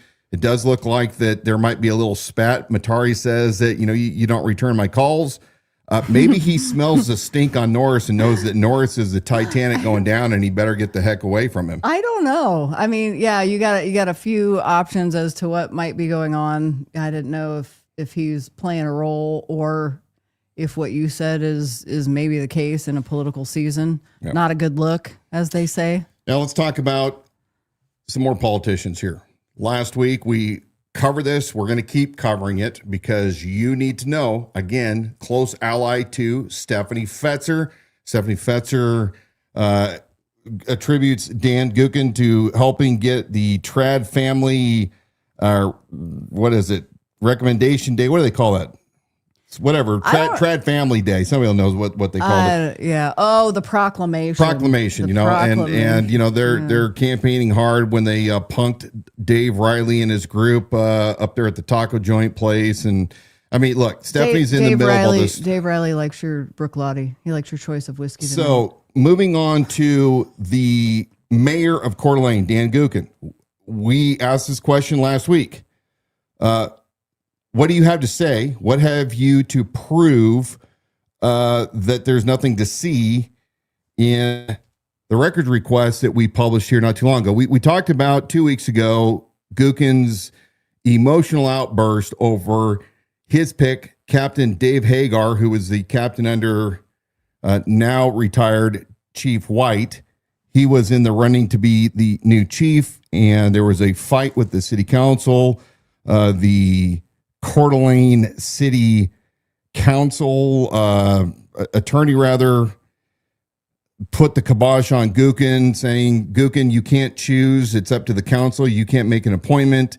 There was a big old kerfuffle, and Gookin was really defeated pretty handsomely on his choice to have Dave Hagar continue not only as the interim chief, but become the full-time chief in place of Yeager coming from Colorado, who it's my understanding is the new choice. Don't know if he's been sworn in or when that's going to happen. Okay. So we asked the question, why was Gookin so emotional? We want to know why he was on the verge of crying over keeping Hagar. And the question was asked, does Hagar know where the bodies are buried? Is there something that Gookin is attempting to hide? We've asked Gookin to comment. He never has really done so, but I received this records request last fall when I was looking at the Van Noy incident. You guys can go back last week and see that episode and get a little more details on it. But right after I did a records request about a police unit that showed up outside of Pastor Paul Van Noy's home after his daughter Danielle posted on social media accusing her father of cover-up of many things, including sexual assault, and not protecting her as a child. This email was sent by Dan Gookin on December 1st to Chief Lee White and Dave Hagar. He said, gentlemen, a concerned citizen would like to meet with you and myself regarding the Paul Van Noy records request. Do you have time available later this week, or what would be convenient? Hagar responds, the chief is on vacation until Thursday. I'm available tomorrow morning until about noon. We are both available Thursday until 11 a.m. We have academy graduation after that. Let me know if any of those times work. Hagar says this will work. They came to an agreement on a day. He asks Gookin, are there any specific questions I can make sure I have answers to? And Gookin responds, the issue is the investigation of Pastor Van Noy. The concern is over the public records request made by Dan Wilson and its timing. If I can recall, an officer visited the pastor's residence this past Monday. This also came in a records request where records clerk Janelle Dolan sent this out to staff in the records department and to, it looks like, Dave Hagar. Dan Wilson specifically, according to the Van Noy cases, Dan Wilson specifically requested the body cam from 11/22/25 at the home address. That one was a patrol follow-up. That's the only one that has been released at this time and has nothing of any value in it. The other lady, Stefanie Fetzer. How many times have we talked about Stefanie Fetzer? We get to talk about her a lot. Stefanie Fetzer Fedzer, and they actually spelled it Fed, F-E-D-Z-E-R. They were throwing us a bone. The other lady, Stefanie Fedzer, asked for any police visits to the Vanoy home and Candlelight Fellowship on 11/24/25, plus emails. So her request is still in processing. It'll be run through Brandon. So anyway, the thing that we brought up last week is why is Stefanie Fedzer a lieutenant for not only Bob Norris, but also for Paul Vanoy? Why is she requesting the same records that I'm requesting? Because Stefanie is among those that have been defending Paul Vanoy many months, not only from the very beginning that Danielle came out with her story and we started covering everything about Paul Vanoy, but why is she requesting the records? My guess is that she's doing that so that Paul doesn't have his name or any of the Vanoys have their name on the records that they really are trying to obtain to figure out what Coeur d'Alene Police is looking at. What things do they have to cover up? Now, again, that part's speculation, but we did come out and ask Dan Gookin last week. Well, actually, let's bring up the next page on our slide, because this was important. You can read this again from Gordon. This was based on a post that I had put out just covering this very same topic on one of our social media pages. This is what, Facebook, I'm guessing? Yeah. Okay. So I got you. And the reason we're reviewing this, we are extending the coverage on this for those of you who caught this last week. This is not just a full review of something we've already told you. This is an extension of it from what we have learned last week. Gordon Waltho, who is the husband of Danielle Vanoy, they had been working with Coeur d'Alene Police Department and an investigation, and then it's coming to light that these communications were going back and forth between Dan Gookin and the police chief at that time. So Gordon is now seeing this post and starting to connect the dots. That is what this episode is about, connecting the dots. So Gordon, Danielle Vanoy's husband, puts this comment on this post on social media. He says, fascinating that Gookin would take such a personal interest in the investigation of Paul Vanoy. We were talking with the detective regarding Paul pretty consistently until all of a sudden they went dark.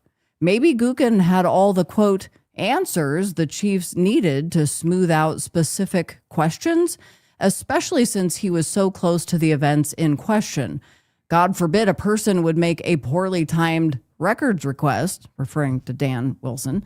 I'll just head back to my local religion business this Sunday so they can convince me why I need to stop asking so many questions.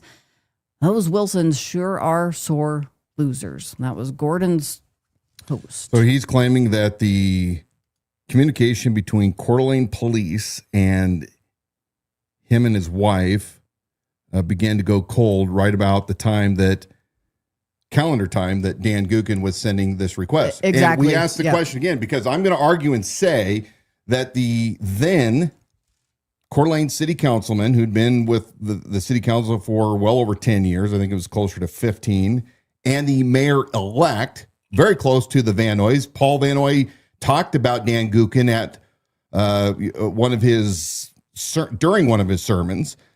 Stefanie Fedzer is, again, a huge fan and was defending Gookin. I personally have thought Gookin was a fun guy to be around. I don't align with him on a lot of his beliefs, but he wasn't a jackass to us during our campaign. So why in the world would Dan get involved with a concerned citizen that instead of sending emails or doing a phone call, had to go in and meet in person about the records requests that I made? Gookin, you already know damn good and well that I make records requests all the freaking time. And that I'm always looking for what people are saying versus what they're doing. So Gookin responded, because I gave him the opportunity. Hey, do you want to comment on this? And he said, well, it was a concerned citizen that was just concerned about the timing, how it works with records requests. Bullshit. You can send that same request. It doesn't require a meeting with a very busy police chief and a captain over something trivial like that. That's something that a captain could have handled, or a lieutenant. But no. You got to meet with him. We asked last week, and I'm going to ask you the same thing again, Mayor Gookin. give us some tangible evidence as to who it was that you met with, what you guys discussed, and what the real reason was that you guys had to meet. Until that time, and that you can provide us with really good, tangible proof of what you were talking about, we're going to continue to ask this question. Now that Danielle and Gordon have come out and said, look, why is it a coincidence that our investigation went cold about this time?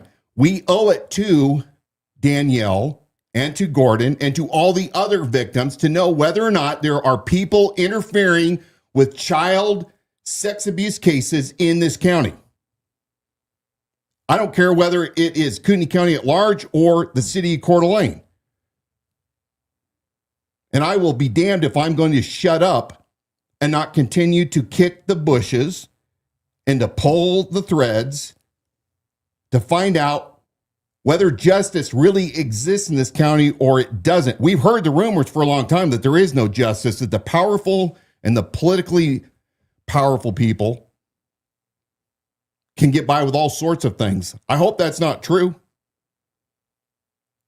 But until we get transparent government to where people start actually being held accountable for what they are doing, we're not going to stop. Even though many of you have tried to stop us.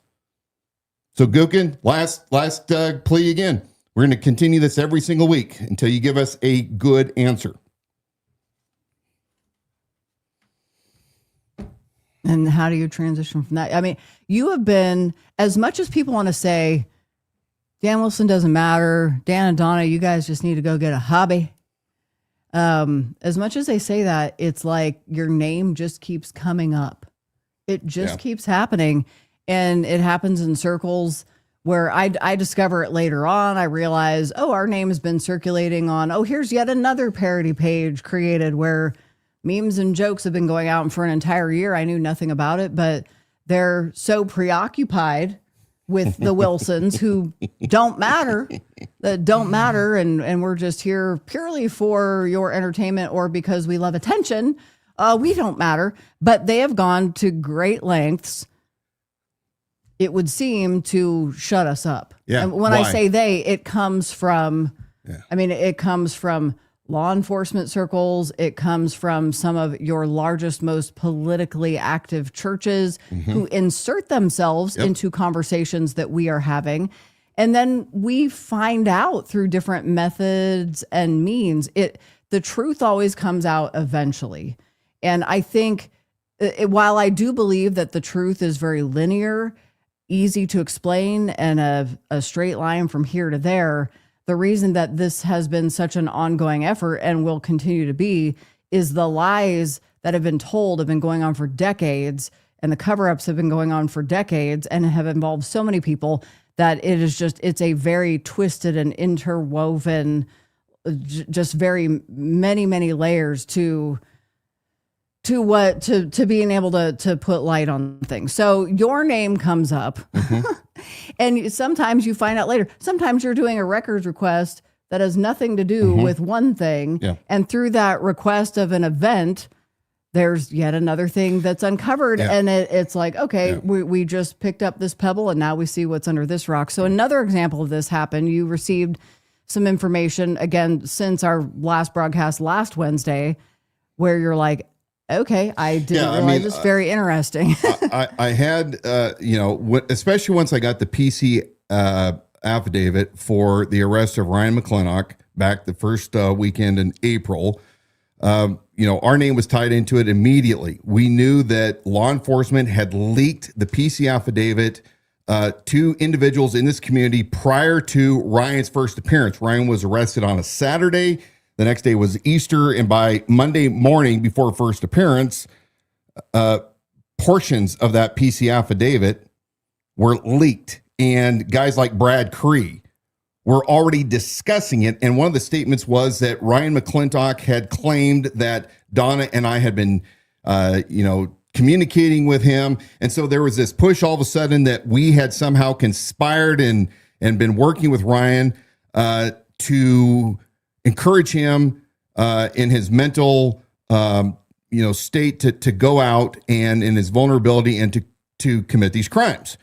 We blew the lid off when we announced just a few short days later that our communications had been voluntarily, I called up Detective Welch with the Coeur d'Alene Police Department, said, hey, we know these rumors are going around. We're going to give you all of our communications, and they will check out with his cell phone records. And so here they are.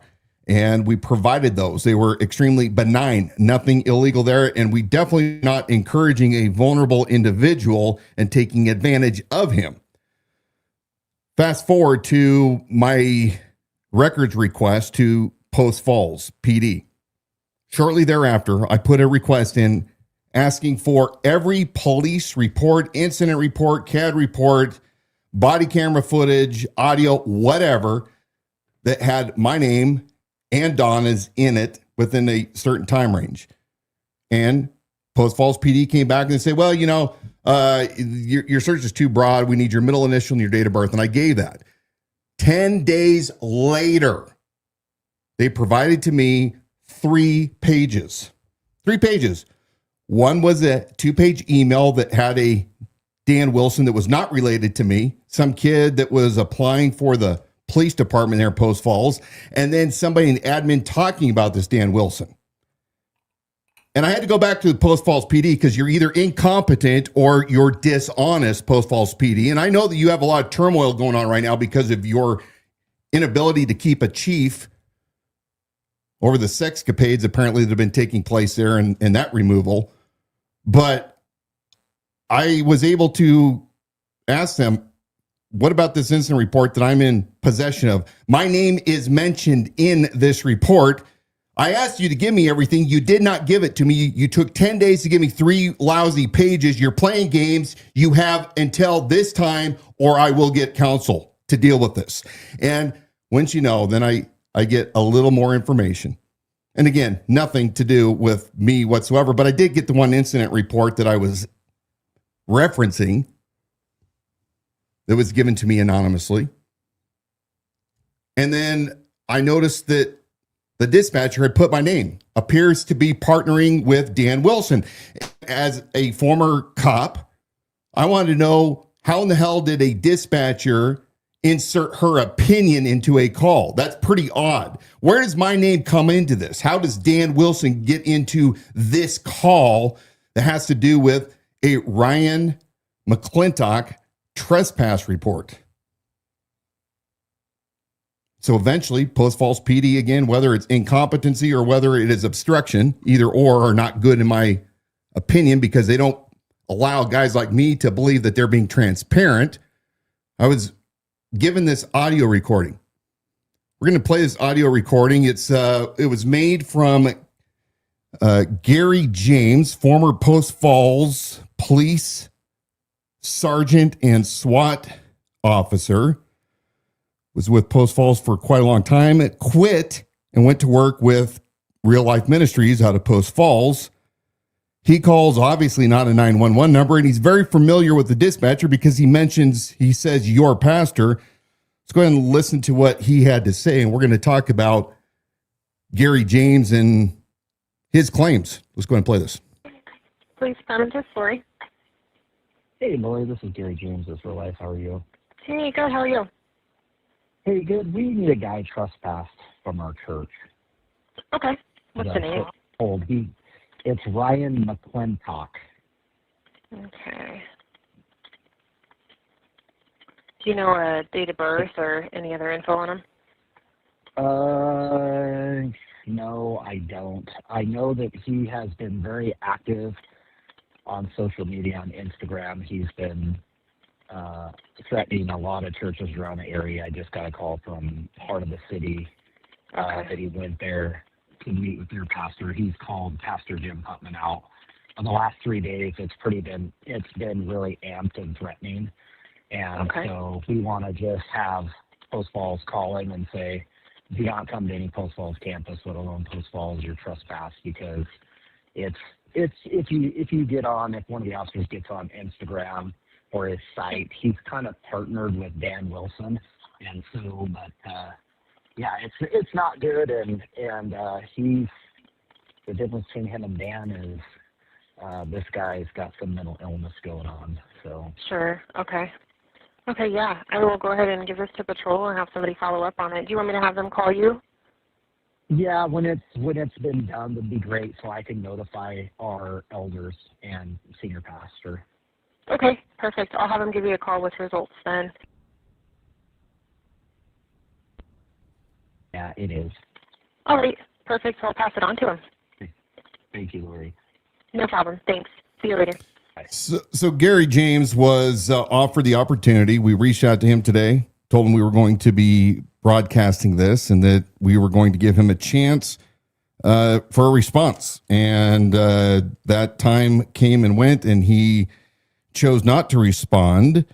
But, you know, for somebody that was a police officer for as many years as he was, you would think that he would be a little smarter than apparently he is. He makes the claim that if you go on social media, you're going to find out that he's kind of partnering with Dan Wilson.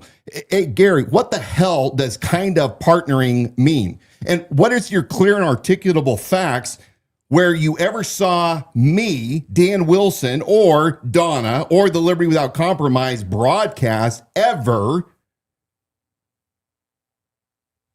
responding to anything that he said online, reposting anything that he had online, any mention? As I've said earlier, the Ryan that I met and was interviewed for his podcast back in January, right in Post Falls at Stogies and Stories, great time.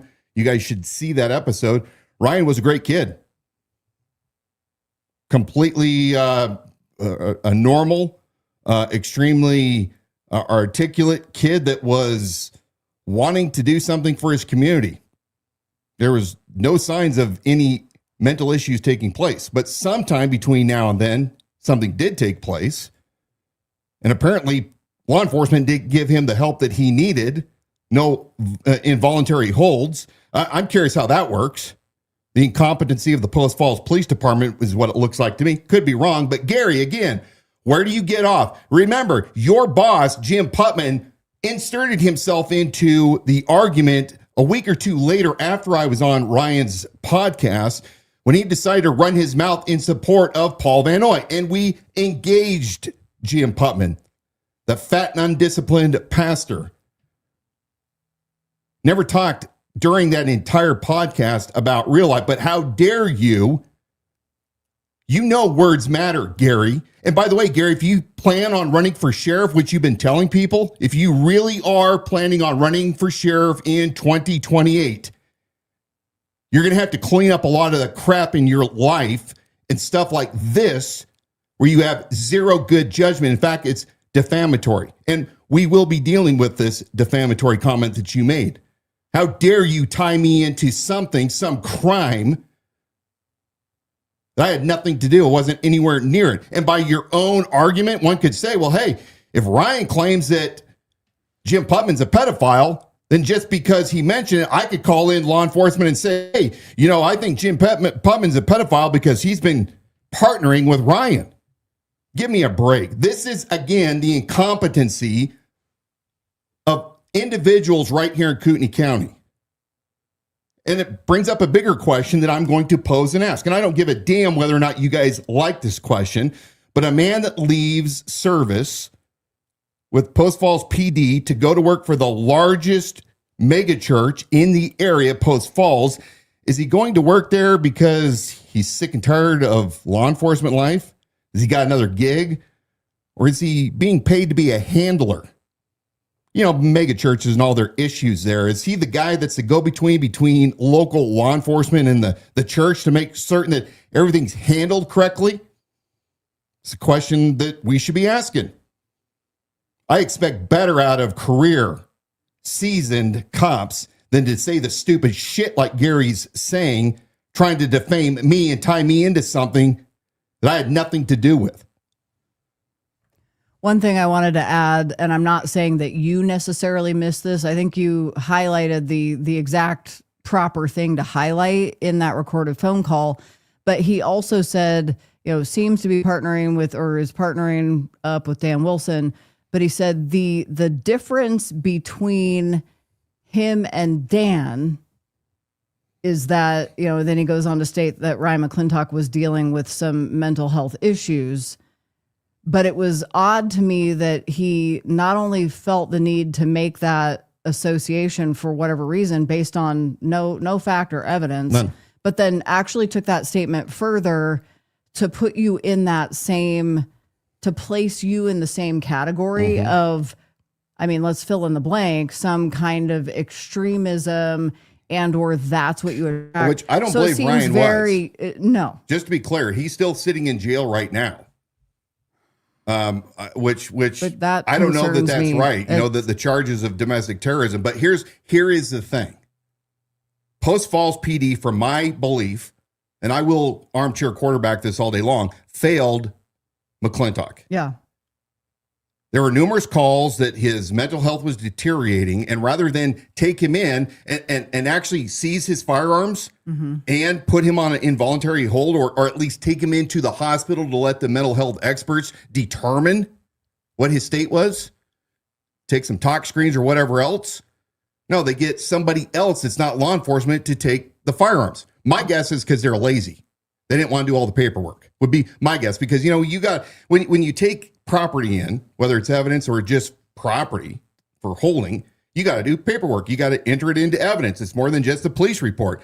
And doing mental holds is a tough thing in Idaho. I get it. But I want to know what they did to the full extent to take a kid that had no history of any kind of this extremism. No. And then the fact is that he calls law enforcement and tells law enforcement what he's going to do. He calls 911, tells them, I'm going to the Kootenai County Sheriff's Office. I'm going to Coeur d'Alene PD.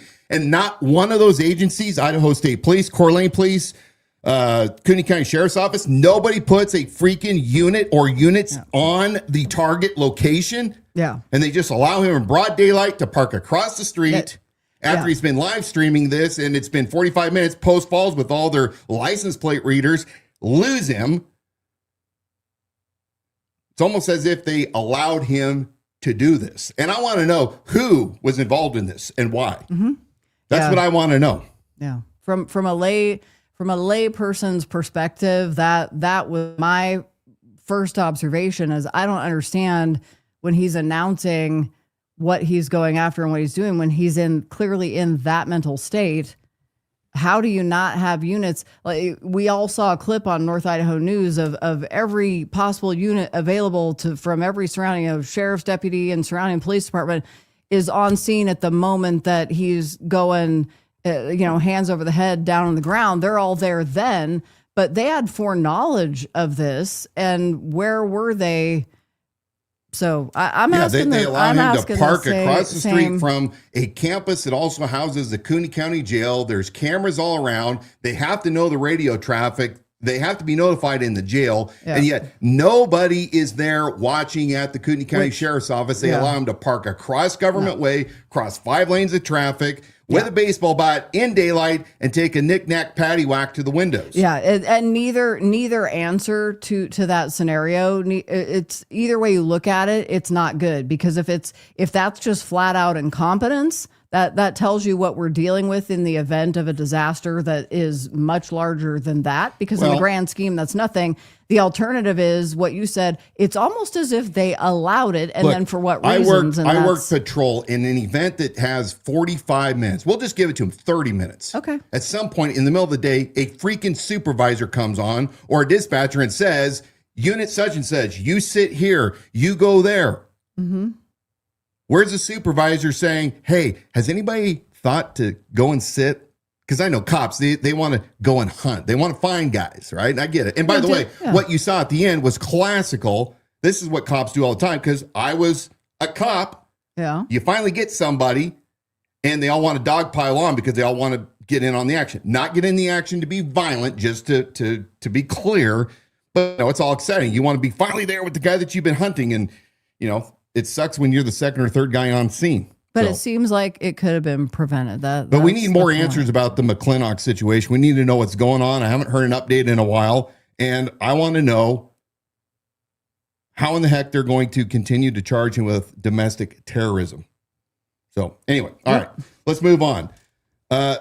should we go into our next political candidate that we just can't? Please not do. talk? Was there another political candidate that is very hard to quit talking about? I want to say there might have been one more thing you wanted to put up on the screen regarding the Gary James thing. I could be wrong. Let's go ahead and put it up. I'll let you. This was just a police report that I obtained that again was showing my name mentioned in the call, which prompted me to ask again for the audio that they didn't give me the first time. Gotcha. Okay.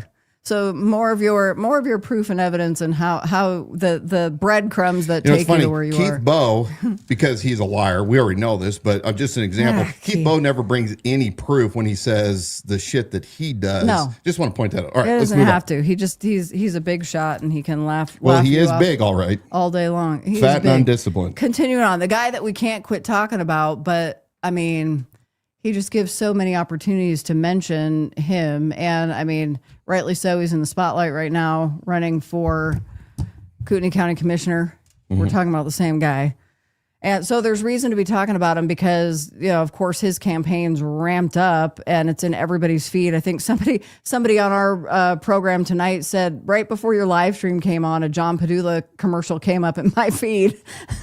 Well, we've heard rumors. We've heard rumors, and we're going to talk about Padula, but we posed the question last week. We've received some interesting comments, DMs, but we want to know who is John Padula's campaign manager, whether official or unofficial, it doesn't matter. Who is that person? We've also been told, again, just been told this, so have not verified this, that Jordan Redmond is planning on dumping some bank. Now, again, sunshine laws, there's only X amount you can, but there are PACs that can be funded. And we've talked about Redmond, he's an entrepreneur here locally, young family guy, state representative. I think he's got aspirations to be governor, somebody said earlier in the comments. And he's given, I think close to $200,000 this year to the Kootenai County Republican Central Committee. Yeah, and Politics for Dummies, if you know that the cap that a single person or a business can give is $1,000 per primary and per general, that's a cap that doesn't allow you to do very much. So the idea is that your donations when you're running a campaign has to be very broad. You need to have a broad base of support to raise a large amount of funds. But the workaround for that and Politics for Dummies is you create a political action committee. So you get a couple of your buddies together and go, unlimited donations. You just can't collude. You can't coordinate with the campaign. For free, go Stefanie Fetzer, go create a political action committee, and then you can funnel as much money through that as you want. I received a robocall yesterday from area code outside of Idaho, and it was Bruce Matari, and he was talking about how he needs to continue the mission to secure the county and keep growth at bay and support law enforcement. And if you also vote in Julie Hensley, that will create the perfect alliance in order to keep the county safe. Kind of like Bob was talking about. I got a text survey today that was very similar. I actually took the survey. I'm going to say this. As much as I despise Bruce Matari, and he's in my upper stratosphere for people that I absolutely abhor. Are you going to say what I think you're going to say? Well, you think I don't know. I think I know. At least Matari is somewhat honest. He doesn't play the Jesus card. Yeah. He doesn't claim, I've heard him ever talk about his faith. And so I like that honesty because I'm a man of faith. I'm a man that follows Jesus Christ. I don't like religious institutions and religious businesses that are rampant throughout all of Kootenai County. But at least, Hensley, she's not wearing on her sleeves that I'm just here to serve the community and has all this crap in her past. So I said this earlier, we're screwed either way. Yeah. Because the county commissions are going to wind up with a majority one way or another, unless Steve M is able to pull it off against Matari. But I mean, you're going to have, if Padula gets in, you're going to have 2 county commissioners that go to the altar church. Leslie Duncan, last I knew, was still attending there. Mm-hmm. Let's go ahead and play this recent video. We played this last week, but for those of you that didn't see it, we're going to do this repetition. This is John Padula speaking just last week on the North Idaho Experience podcast. He had some interesting things to say. Yeah. So I'm very thankful. Are you still housing people? We were up until about 4 months ago. It's got to be tough with 4 kids. It is, and unfortunately, we walked through some stuff that happened, and not to get too public about it, but my kids went through some things, and sure, we're working through that now. But yeah, we moved all 12 beds to another home that we've been renting. It was actually the house that I was renting from a lady before I came to Christ, or before I got married, but after I got saved. Yeah. So we still have that house, and we put all the guys in that house. Okay. So yeah, good. Yeah. Well, with that, I mean, you are now running for county commissioner, and we're going to get. Okay, so that was Padula. We've been asking this question for weeks. He still hasn't answered it. One of the things that we have continually warned voters in Kootenai County of why John Padula should not be anywhere near the Kootenai County Board of Commissioners office is because of his past, his self-admitted past, not only of almost 20 years of drug addiction, but also sex addiction and using women, a lot of really bad things, multiple arrests, felony escape, all sorts of things. And he brings this baggage of sleeping by his own accord with almost 1,000 women into the commissioner's office. One of the things that was brought up to us months ago was that John Padula has this house, or he did. I'm going to talk past tense because he's just now finally admitting what we've been asking, but for years, he's had this home where he's allowed residents of the Ranch Good Samaritan drug rehab program. They're not even calling it rehab. What are they calling it? Recovery. Yeah. Well, and then his home that's a part of that is Set Apart Discipleship. Mhm. So that's part of the outpatient part of the program. So there's multiple businesses. Program, yeah. The Altar Church is Cataldo Lighthouse Ministries, doing business as the Altar. Then you have Good Samaritans Ministries, which is Tim Remington's 501c3 that runs these recovery programs for the drug and substance abuse addicts. Then you have Set Apart Ministries, as Donna said, which is discipleship. I keep saying it. I think he also calls it ministries. Oh, does he? Because I've heard Set Apart Discipleship, and I feel like I keep saying it wrong. I just want to what you have that. is you have guys that are convicted, or they're going to be convicted, that are living in Padula's home with no separation between him and his family. Now, you've seen from different flyers, we'll show you some here coming up, he's got 4 small children. And the unfathomable thing for me is that you have a man with a small family that is trusting in God, kind of like, the snake wrestlers, the pastors that wrestle those poisonous snakes. Says, well, if it's God's will for me to get bit and die, then it's his will, but he'll protect me. That same stupidity. Padula allowed these men to live in his home, many with other criminal backgrounds, and no separation between his wife and his children. And we have brought this up, and we know that his daughters were molested or sexually assaulted. I'll put it this way: sexually assaulted by one of the residents, Jeremiah Camp. Jeremiah Camp assaulted his 2 minor daughters and was eventually arrested and convicted, and he is now locked up. What kind of discernment or lack of discernment do you have to allow any of those type of people, whether they're good guys or not, anywhere around your family, your vulnerable family? No discernment. It isn't just that there are people advocating for John Padula who say the stuff in his past, this was 20 years ago. You'll hear there's a video clip I pulled that's coming up because we're going to address this again. Because let's play it. I'll play this now, and then I'll continue on what I'm saying. Well, there's a few things in this, so we'll have to break it down partly as we go. President for 38 years. The reason why I'm voting for John is just his faith-based decisions. Raising my family here in Kootenai County, we want to see it stay the way it was and keep Kootenai County safe for our kids, a great environment to grow in. And John has always put faith-based decisions in front of all of his actions. He changed my life. So what I want to point out there is this guy says putting family first, quote, keeping our kids safe. Except for his own. Now, remember, and this is for whatever reason, and I think it's just the intellectual dishonesty, but for, it seems like this is getting lost in this conversation, but these are exactly the things. John Padula is just like, it's just lies, and Dan Wilson is Satan, and it's the Satan podcast, produced by Satan. But he has never answered to this. And he said in the clip Dan just showed from that North Idaho Life or whatever it is North podcast. Idaho Experience. I keep getting that wrong because there's so many of them. But John Padula says, and I quote, we walked through, they no longer had the 12 beds in their home. This is their family residence where they set up in the basement 12 bunk beds to house 12 men who are recovering addicts, have other criminal history. We'll leave it at that. They removed those 12 beds here in this election cycle.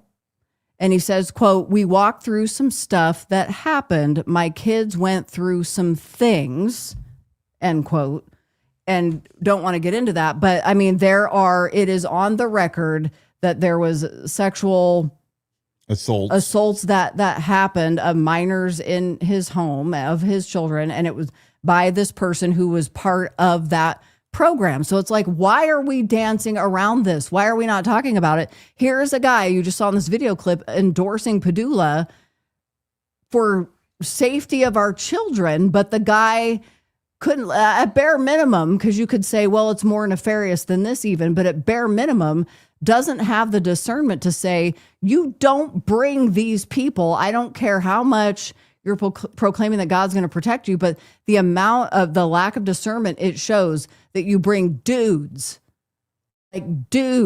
with criminal history and recovering addicts to the numbers of 12 of them at a time into your home with any of your kids, not even just daughters, but any of your kids or your wife. And we know that his wife was giving blowjobs to at least one of the residents, Mason Poole.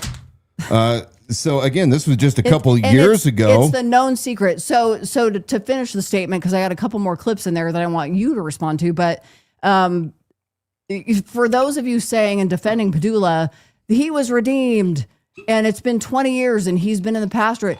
These are events that are taking place like now.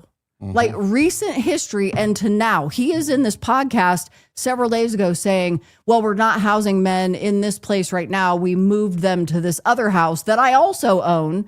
And my question is, well, who's supervising those guys? What are the interactions happening there? Another facilitator from the ranch. But this is lack of discretion that he is exhibiting in current events. This is not stuff from 20 years ago. Inability to protect his own children for, at bare minimum, lack of discretion. You just say, is this guy legitimately just that innocent and just that stupid? I don't buy it, but that's your best case scenario. So here's more. It instantly set me free. It wasn't a process. It wasn't an up and down. I mean, emotionally, after I got saved, because I was strung out on meth. When I got saved, I had to emotionally stabilize, but I was free. All of my addiction was behind me. The pornography, the drugs, alcohol, my anger. I mean, God redeemed me instantly. Again, that's not true, because we know by firsthand accounts, as well as Tim Remington himself, that when John's wife, Amanda, was performing, how do I say this better? Well, had relations, filleting Mason Poole, to having an intimate and highly inappropriate relationship, intimate with one of the residents of the program. When Mason and Amanda were discovered, when that incident was discovered, Padula, according to Remington and other witnesses, started going back to his old ways. He was using meth again, according to witnesses. John was falling fast and going back to his old ways fast, according to Tim Remington. We have that audio. The point is that you're not talking 20 years ago. You're talking in the ballpark of 2019, 2020, when those specific events took place, where you have Tim Remington, even in his own words, in leaked audio, saying he was losing John to his old ways. Man, he was going back to his old ways quick. Okay. And so this is recent. This isn't 20 years ago for those of you who's defending it. This is one more thing, and I want to set this up. I found this just today by, it looks like, another interested party who's looking into releasing evidence of John Padula and this. Man, this isn't even a lack of discretion. It's what appears to be flat out lies. So we'll watch this together, Dan, for the first time, and I'll let him comment on it. It doesn't all have audio, so bear with me. In 2006 to 2008, I was the manager and oversaw 42 properties with over 60 tenants. Managing 40 residents with 60 tenants.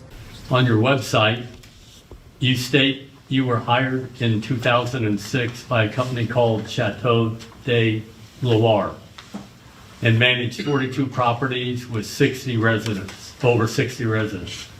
You did not mention this significant experience in your 2024 campaign or resume. I cannot find any record of this property management company in Idaho, Washington, or Montana. Please help me. Where exactly are any of these properties located today that you manage? They were all here in Kootenai County, and a lot of the reason that I don't mention that was because that was for 2 years before I came to know Jesus, and to me it was kind of my life was still full of sin. I was drinking every weekend and partying, and these guys that hired me first hired me to do security for $500 a month, and they were amazing. They were going to build a golf course called the Chateau de Loire. It was supposed to be like Black Rock, but with a French castle type theme. They eventually, I believe their parents bought or managed Carlin Bay. They had a funder out of Las Vegas who bought 42 properties up here unseen, and I actually took them to each one of the properties. They had never been here, never seen them, and they ended up hiring me to manage all 42 of those properties for the next 2 years. Yeah, maybe he's got meth brain. So- you could see him very uncomfortable. He wasn't waiting for good old, what is that Ron Hartman? Yeah, the guy Ron he's at every lives commissioner meeting. at the county commissioner. He He loves loves to let everybody He know laps it how up. important he is. Well, and look, in I'm this glad case- I'm glad he's paying attention. He is fiscally responsible. So the point there being, if you didn't catch it, part of Padula's current 2026 campaign in his work history, because he's got to pull for something that qualifies him to do this job, and is that he managed these 42 properties. And what this guy's pulling out, what they're revealing is this project was killed. It doesn't exist. And then when Padula is questioned about it at that public forum on April 30th, 2026, his answer, did that make sense to you? He started going into, well, I didn't feel it was important to mention because it was my life with Christ. Yeah. And so it wasn't Look, important. he was and they bottom line, hired me to he do. was caught. I was like, what? He was caught. And he was What was trying he to, in talking- real time, come up with It he was was- running the clock out. It was not. Yeah, it was not. And look, I had already heard that he was working with an installation company, so this was new to me. Yeah, the installation that's- company portion was what I'd understood that he was setting those businesses up. So, again, these things will find you out. Kind of like Bruce Matari claimed that he has 200 employees, and I'm pretty positive I just keep that they're from a Malaysian call center. Yeah, those type of employees. But I just keep coming back to him. People are advocating for John. I'm like, well, that's weird because he's a liar. Yeah. Well, they bring it. Well, that, I would be in a foxhole with this guy. Like cool. I'd trust him with my life. He's Cool. a redeemed man. Don't trust him with your wife. I know him and you don't. I'm like, well, that's weird because he's a liar. And I'm proving it to you again. It doesn't even matter who brought that information forward or what their motive was behind it, because I actually don't know. It's an account that was just created that was on YouTube, and I happened upon it, but there was enough evidence there to say, okay, this is worth bringing forward. And then just listening to Padula's response when he's called on the carpet in public, and I'm like, again, well, that's weird. That this redeemed man and faith and family, and well, 'Cause that's his weird. crutch. That's his weird. whole He's shtick. a liar. That's That's his weird. shtick. He's a liar. And by the way, Bruce is probably getting replaced by Padula, possibly. I know that Norris and Padula were spotted at Rancho Viejo That makes me want chips and salsa. having lunch. Not at, well, okay. Oh. They've been hanging out more and more together, despite the fact that now the Deputy Sheriff's Association has gone back and did a 180. He's no longer too dangerous to trust. Now he's their man. Yeah. The Freemason Yeah. deputies, not all deputies, just to be clear, at the Kootenai County Sheriff's Office are Freemasons. They're not part of the Fraternal Order of Police, which if you look at their symbology, what do you call it? Symbolism. Symbolism. Thank you. Symbolism.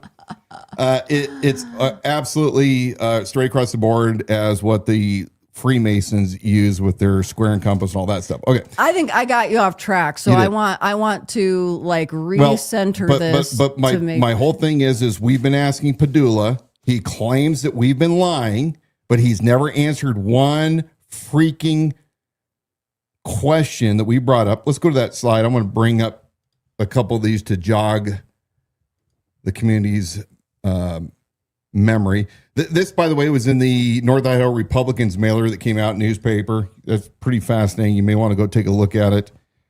Pierce Clegg, running for PC, former sheriff, who supported Bob Norris. I gave him $250, I think, in 2024. He's a guy that I don't know should be a PC if he's got that bad of judgment. Side note. Padula tried, we showed this last week, to say that everything we said were lies, and he addresses nothing. He just took exception with our slides are deceiving because they're AI, and he doesn't have a really good relationship with the county prosecutor, Stan Mortensen, although they apparently hunt together along with also Judge Randalls, who I think is up for re-election. You may want to be looking at why Randalls is hanging out with a former felon. I'd like to know. Yeah, I think a lot of us would. He doesn't have any. John, a couple things. Again, we haven't heard from the Secretary of State. We haven't heard from the Attorney General's office. I don't know why it takes this long to do an investigation. It was turned in by me in February of this year. Wanting to know what happened to the $4,000 of money John received in his 2024 run for county commissioner that he received in the primary that were designated for the general election. And can't find any proof that he ever paid that money, returned that money to the donors as per state law. That has not been answered. He hasn't addressed that. Again, we want to know what it is about John. What did he cut? What kind of a deal did he cut with the Masonic Lodge, the Fraternal Order of Police 43, when they came out glowingly supporting him? They never explained why. All of a sudden, the things that they said mattered, the character issues, his arrest record, his arrest, his convictions, why none of that mattered anymore. I'm going to guess it has something to do with Bob Norris. Mm-hmm. Why does Bob Norris want him in there so bad? Yeah. At the end of the day, we're going to sign off. You elect the government you deserve, or you deserve the government you elect. However you want to say that. Thomas Jefferson was a wise man. If you vote for people like Stefanie Fetzer, who's been endorsed by Bob Norris, hangs out with the pastor Paul Vanoy, who didn't even report the sexual assault of his daughter when she was 13 by a neighbor man. Look at all the people she runs around with. Why do you want her representing you in your own neighborhood? Why is Bob Norris so close to John Padula, somebody that 2 years ago he said was too dangerous to trust? He was right in there with his deputies. What kind of shenanigans are they playing? This card, throw it in the garbage. Throw it straight in the garbage. Like this. Do your own research. Quit being lazy. Look up the candidates that registered to run in your county, in your district, your city. Make a decision based on what you read about what they say and what their track record is, not what others are saying about them. Oh, man, we have such a mess in this county. Pray for Jim. His cancer is pretty tough. He's going to be going through some extremely brutal treatments coming up. Pray for my friend Ann. Pray for my friend Ron. Pray for all those that you know that are going through tough times. Pray in your closet. Don't be an idiot and pray loud and obnoxiously so all those around you can hear what you're saying. Make your petitions known to the creator of the universe who set the stars in the heavens. And he loves you. He loves all those that would follow him. Take us out. Thank you for joining us tonight on this Liberty Without Compromise broadcast. We're getting all the dirt on Lorenzo Viejo there in the comment section. I agree with Dan, and I have to repeat, enough with the prayers that are intended for the public. And the times you say you're trying to pray us through your argument, you're praying for us or God's judgment on us, you go pray. Go pray to your Creator. Enough with the public prayers. Pharisees. We are the only live, local, liberty-minded broadcast right here in Kootenai County where we are going to continue to expose, call out, bring evidence these power players and evildoers right here in Kootenai County. So if it gets to be heavy and you say you do nothing but smear, I mean, that is kind of we don't smear, we bring evidence, and it is kind of the point of what we do. So it is a lot of negativity, but it's either that or bury your head in the sand. For more information, you can visit our website at libertywithoutcompromise.com. We've got our latest episodes highlighted there, along with special productions, and you can sign up for our email list right there on the website, libertywithoutcompromise.com. Also, remember to subscribe to our YouTube channel because all of our past episodes are archived right there on our YouTube channel at The Idaho Sheriff. Make sure to like and follow our Facebook pages at The Idaho Sheriff, or also another Facebook page at Liberty Without Compromise. That way, if we ever get censored, we have a backup. You got to follow both. If you like podcasts, you can listen and subscribe wherever you get your shows. And I think with that, well, hey, until then, pay we got attention. a little more. We may have a special, a very special episode coming up. We're in the works with right now. It should be, everybody will want to see it. Oh, you're not going to say. We got something we're working on for the upcoming election. That's all we're going to say about that, because until we can put our money where our mouth is, we're just leave you hanging. But yeah, subscribe to those social media channels because you're going to be then apprised of what happens between Wednesday and Wednesday. So I can tell you that every single week. That is why that's important, to keep this conversation going all week long. So until then, we might see you before, but for sure next Wednesday, 7 o'clock, same time, same place. Thanks, guys.